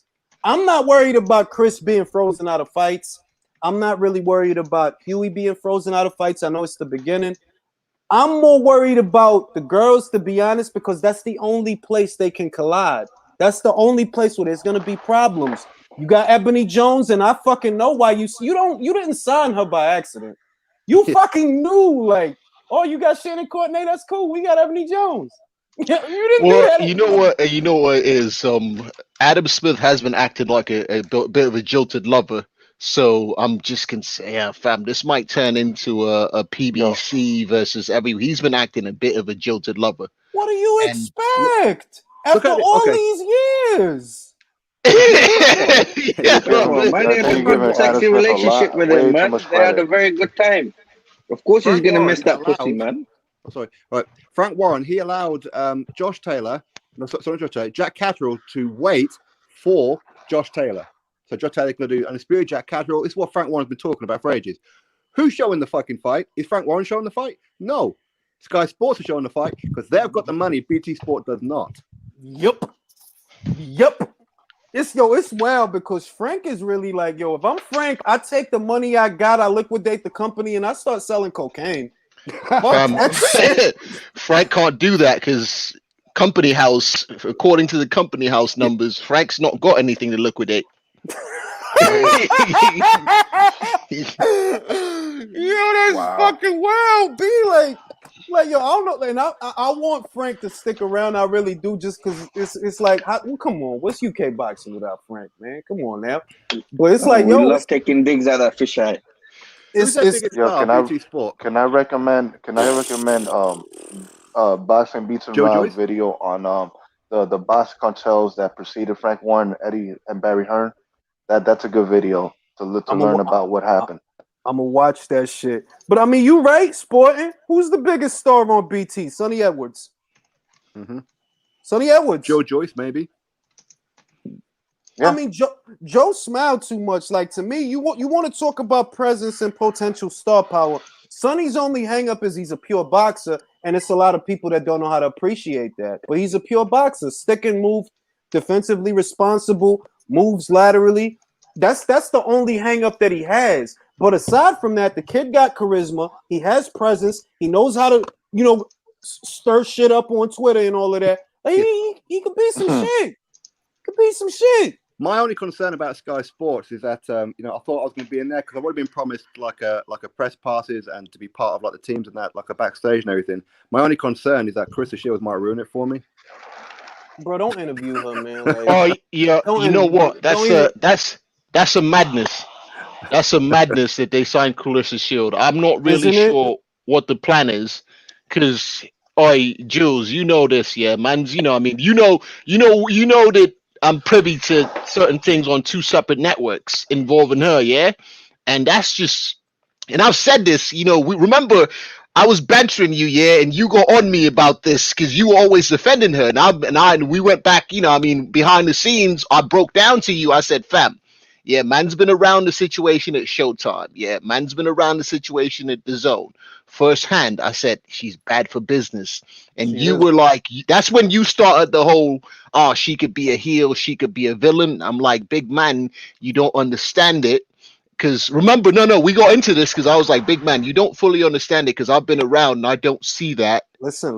What was the situation before? You had Savannah on one platform, you had Clarissa on another. Now you have both of them on the same network. So she could be her frick to her frack. You see what I mean? She's still with Salita? Yeah, she's still with Salita. I don't know. I don't even know why she's still with Salita. Like, yo, how is he still there? Like, how is he still? Like, what the fuck? Like, no, because Salita, unless Salita got a TV platform deal, I don't want to hear about exactly. Thank you. But Salita got them, man, because my mate is signed to Salita. Salita got some solid contracts. I'm not saying that Salita's a bad dude. I'm just saying that she debuted as a professional in 2016, right? Now, other fighters that I've seen, Chantel Cameron used to be with Cyclone Promotions. Outgrew that, went elsewhere, right? Josh Taylor, same situation. I'm not knocking Dimitri Salita. I'm just wondering, okay, it's been 5 years since you turned pro, and you still have the same promoter, even though, like, now you went from Showtime over to Sky, but you still got this guy right there. And while you got this guy right there, he charging you. Like, he is, though. Like, he is. So you got Boxer charging you, and you have Salita charging you, how does that work? Shout out to Rick Ramos, who always talks about this shit. And it's like, yo, you got too many people in bed with you, yo. What's rocking? You got wild people. Like, if you with Sky and boxing now, what's he getting paid for then? What he doing? Because we know who's going to set up your fights. Yeah. That's all I'm saying.